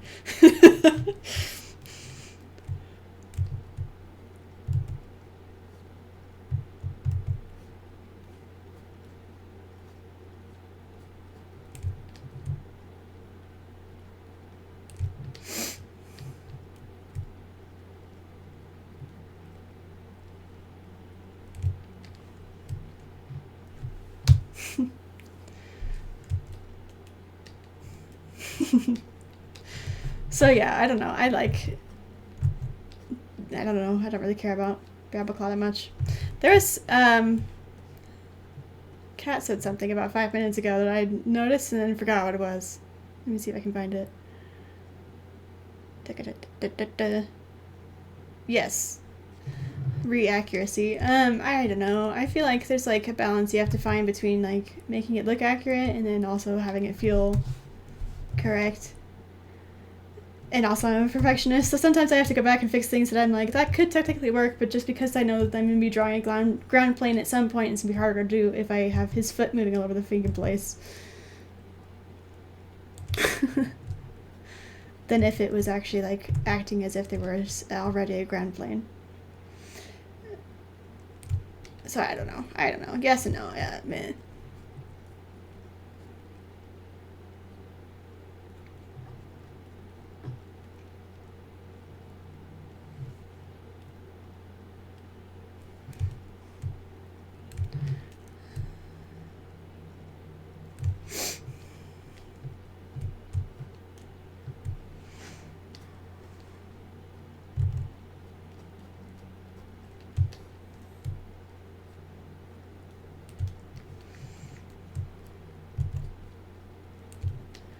Da-da-da-da-da.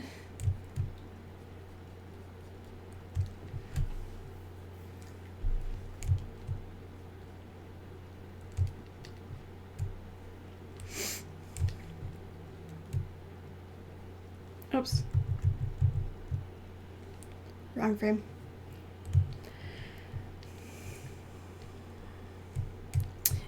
I went to Brigham Young University, which is like not specifically an art school, but they have a pretty good animation program, and like their art program is fine. I don't really have anything against it. It's fine. It's whatever. But they're like top 3 in the country for animation, and also I'm Mormon, kind of, asterisk, not really anymore. Morms. By Novi. So, I mean, that really only factored in where I ended up going to school because that was, like, expected. But also, like, they had a really good program, and so I planned on going there anyway. Because I thought that it would give me a good leg up into the industry, even though, in hindsight, 2020. On that, so I don't know.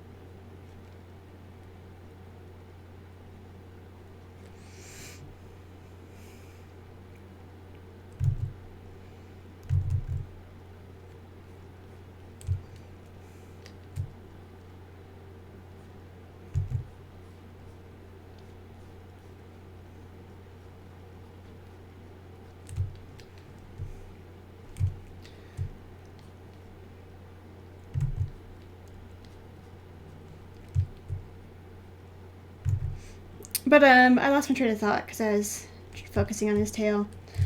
I don't know. I liked where I went to school. I thought it was fine in terms of just like schooling.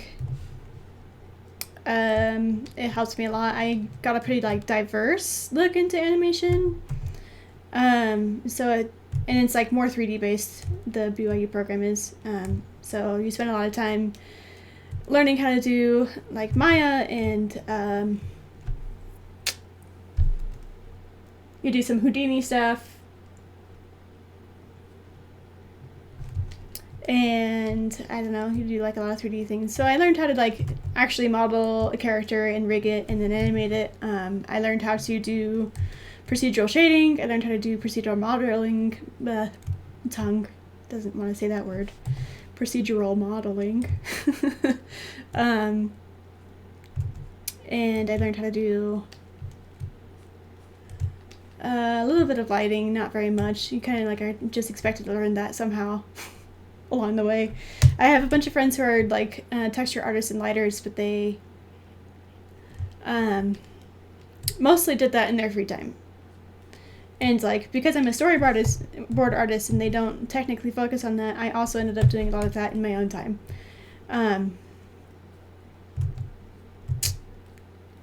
But at the same time, like I think it gives you a pretty good overall view of like how a industry level film will be created from conception to end in the production, because that's how they do their student film. It's a group project with everybody in the program, and you have like a production team that's built up of people in different focuses in your senior year working together to like fill out a full pipeline and create a 3D animated short.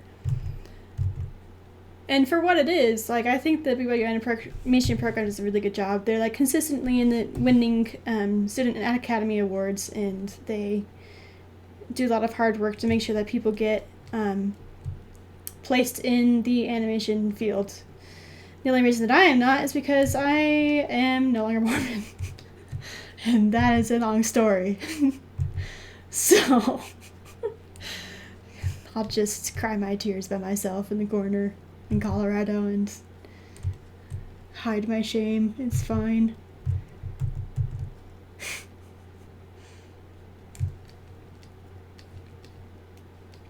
So yeah, I mean, like currently right now, because I'm working a part-time job as an office assistant, and then I also have another part-time job as like a cleaning lady, essentially. I only really have time for YouTube. I have a little bit of commission work I'm doing on the side, but like I've been really busy the last couple of months. So yeah.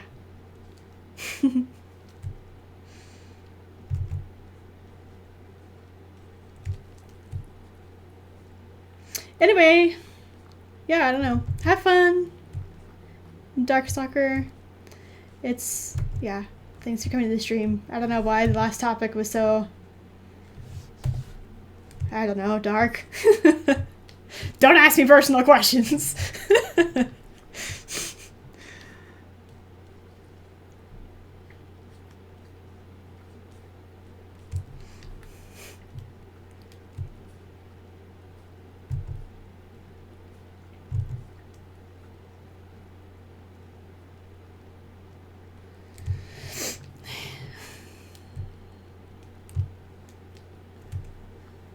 Anyway, his run cycle is done. Look at that.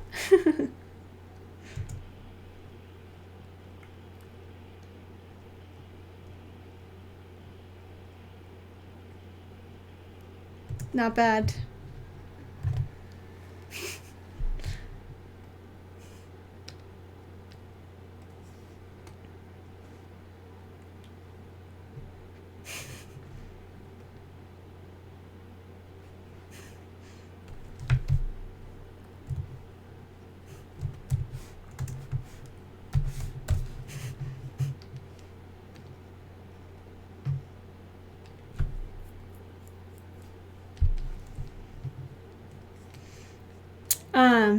Yeah, I don't know. How long do run cycles typically take? I guess I will ask a follow-up question to that. Do you mean in terms of like frame rate or just like in terms of drawing time? Because those are different questions.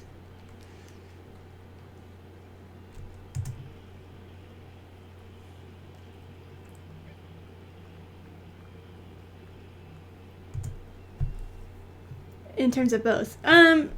So in terms of drawing time, like I usually do just like the keyframes of the up and the down frame first. So I went through and did that, and it probably took me about an hour. And then I don't know how long I've been streaming at this point, but I'm guessing it was probably another 45 minutes or so. So not that long, 2 hours.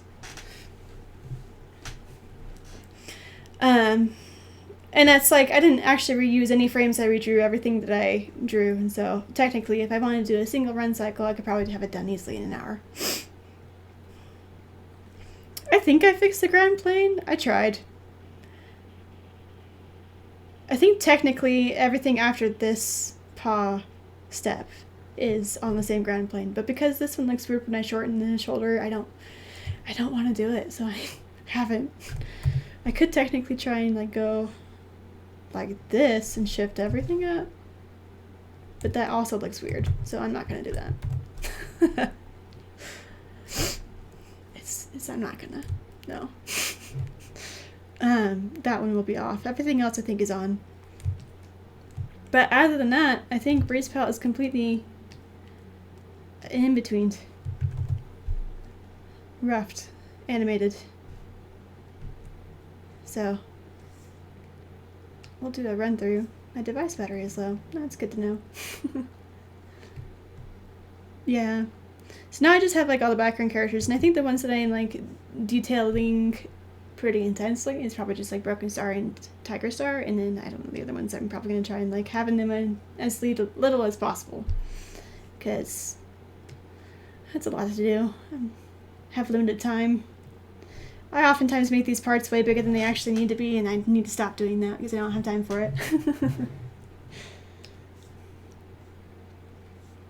What am I doing? Pausing my music, turning this on, so that hopefully when I play this, you guys will hear it.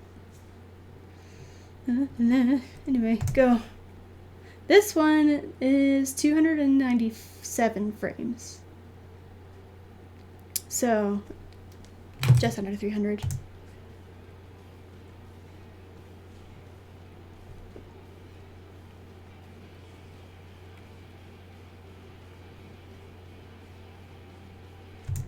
Well, I'll put it in the background. Why did I turn the background off?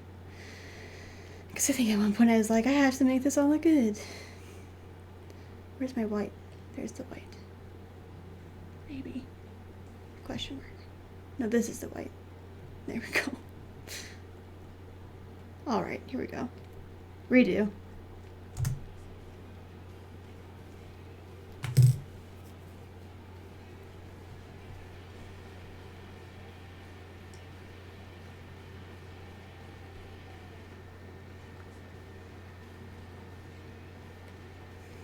I'll play it through a couple times.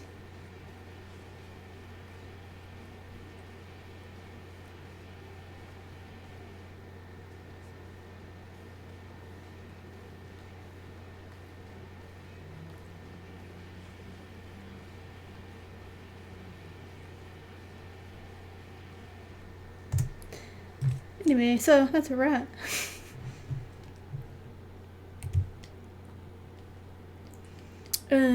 Let's see here.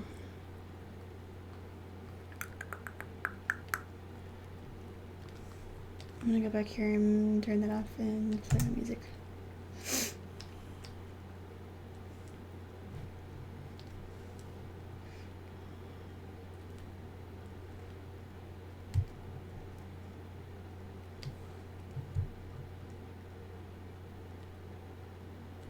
What happened to Broken Star and Tiger Claw? Oh, there they are. I was like, I know that they're in this shot.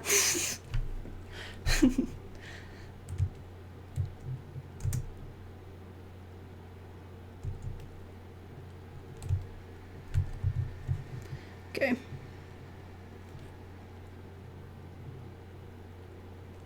Turn off his onion skin. Make him really light. Da-da-da-da-da.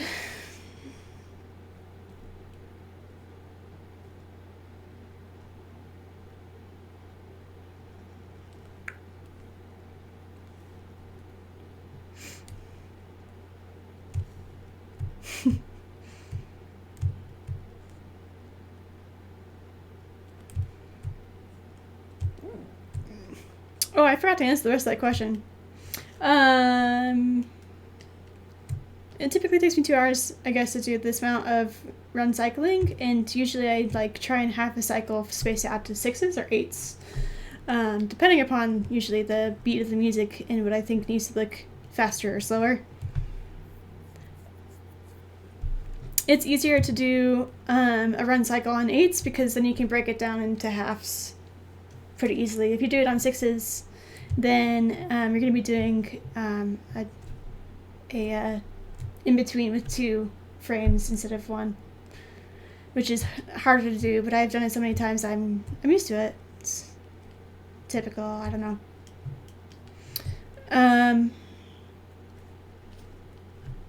Yeah, I don't know. And that just means, like, down here in the timeline, like, for example, if I make this bigger, I don't know if you can see it on the projection. Yeah, you should be able to.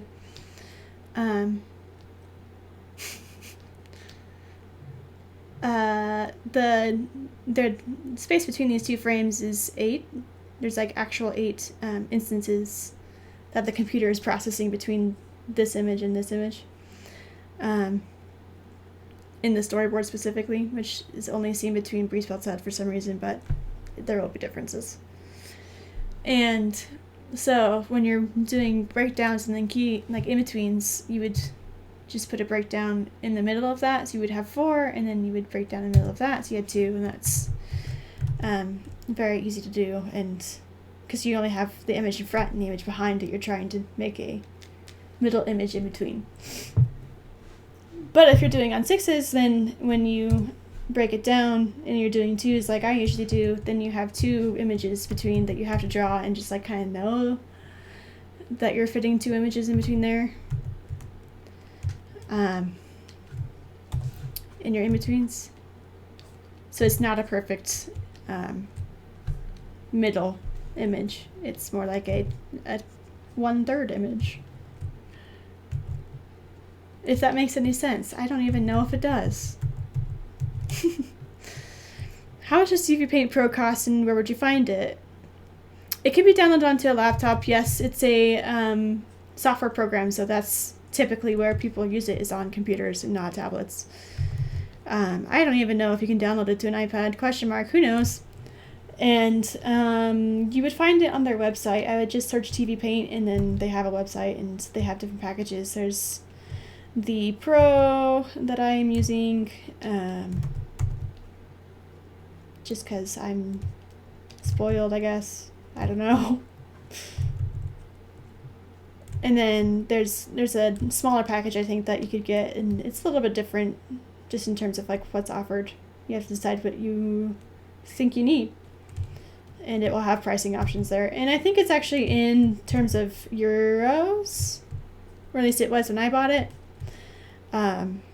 But but they usually have the US dollar translation, or you can just like Google it.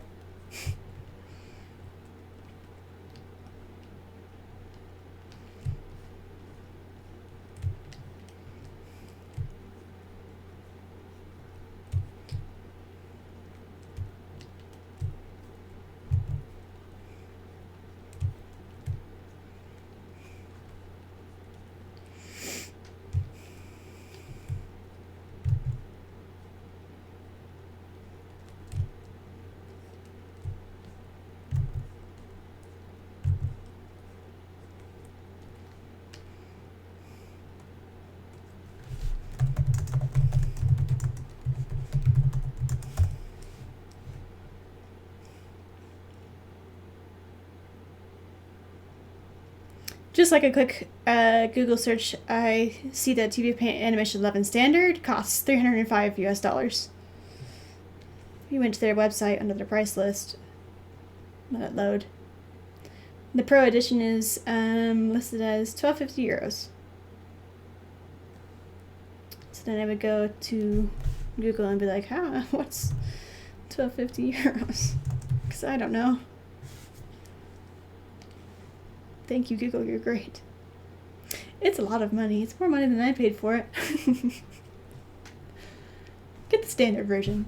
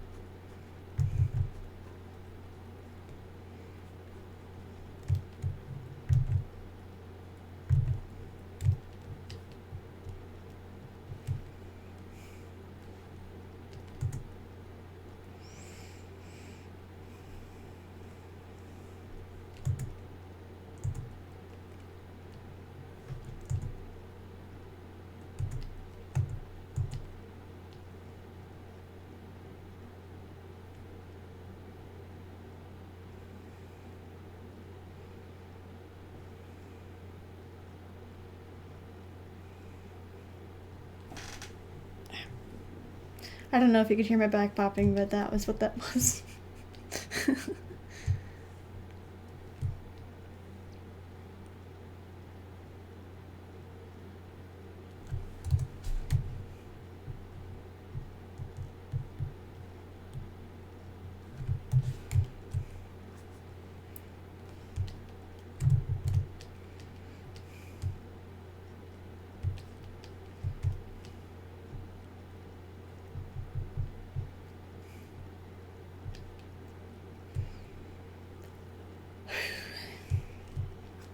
I might take a break soon.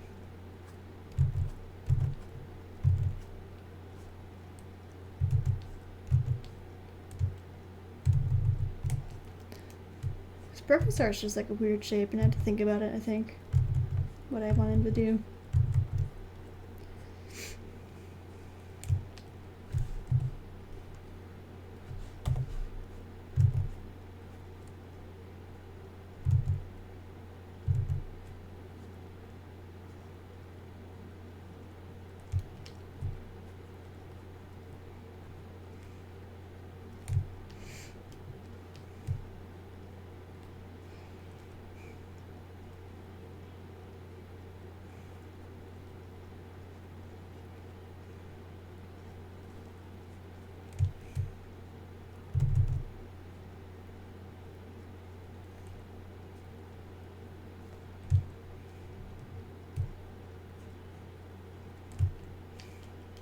Yeah, but I mean, Blue Maroon has a full-time job doing animation, so she's satisfied.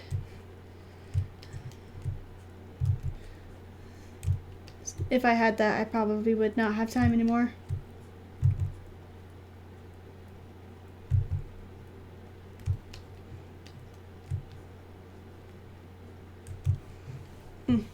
back.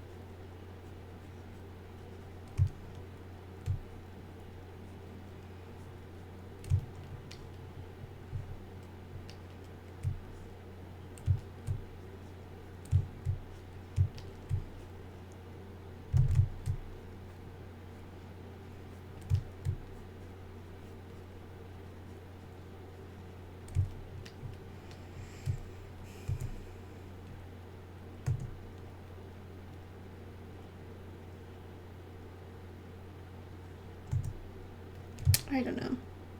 I don't know. I don't know.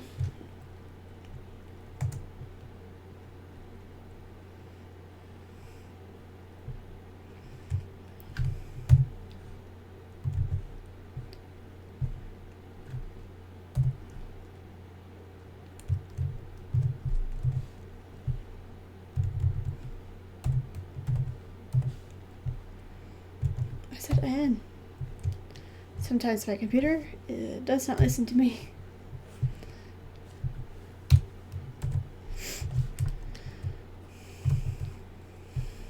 Keep that in the same place, I think.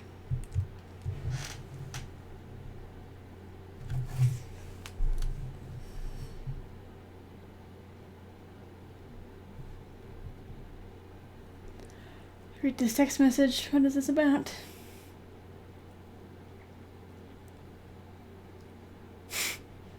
Beautiful, thank you.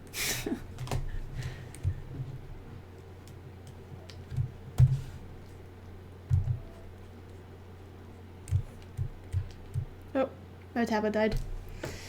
Well, I think I'm probably gonna take a break then while my tablet charges. So that I can like get a snack. I don't know, maybe read Loco Phantasma. Do Sunday stuff, you know.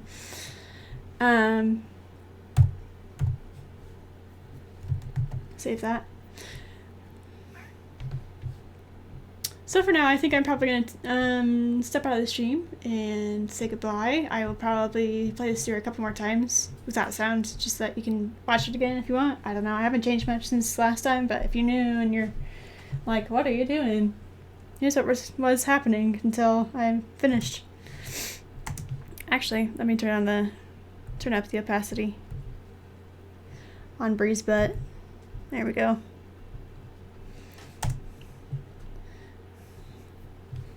And then I'll probably just say goodbye for now, and then maybe I'll stream more later. Probably not, though. I'm tired.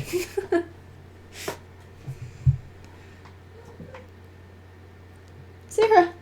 And it's about time to feed these cats, so they're gonna start crying.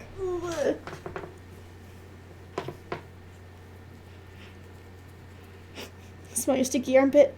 She's like, why? Why would you do that to me? It's because I love you.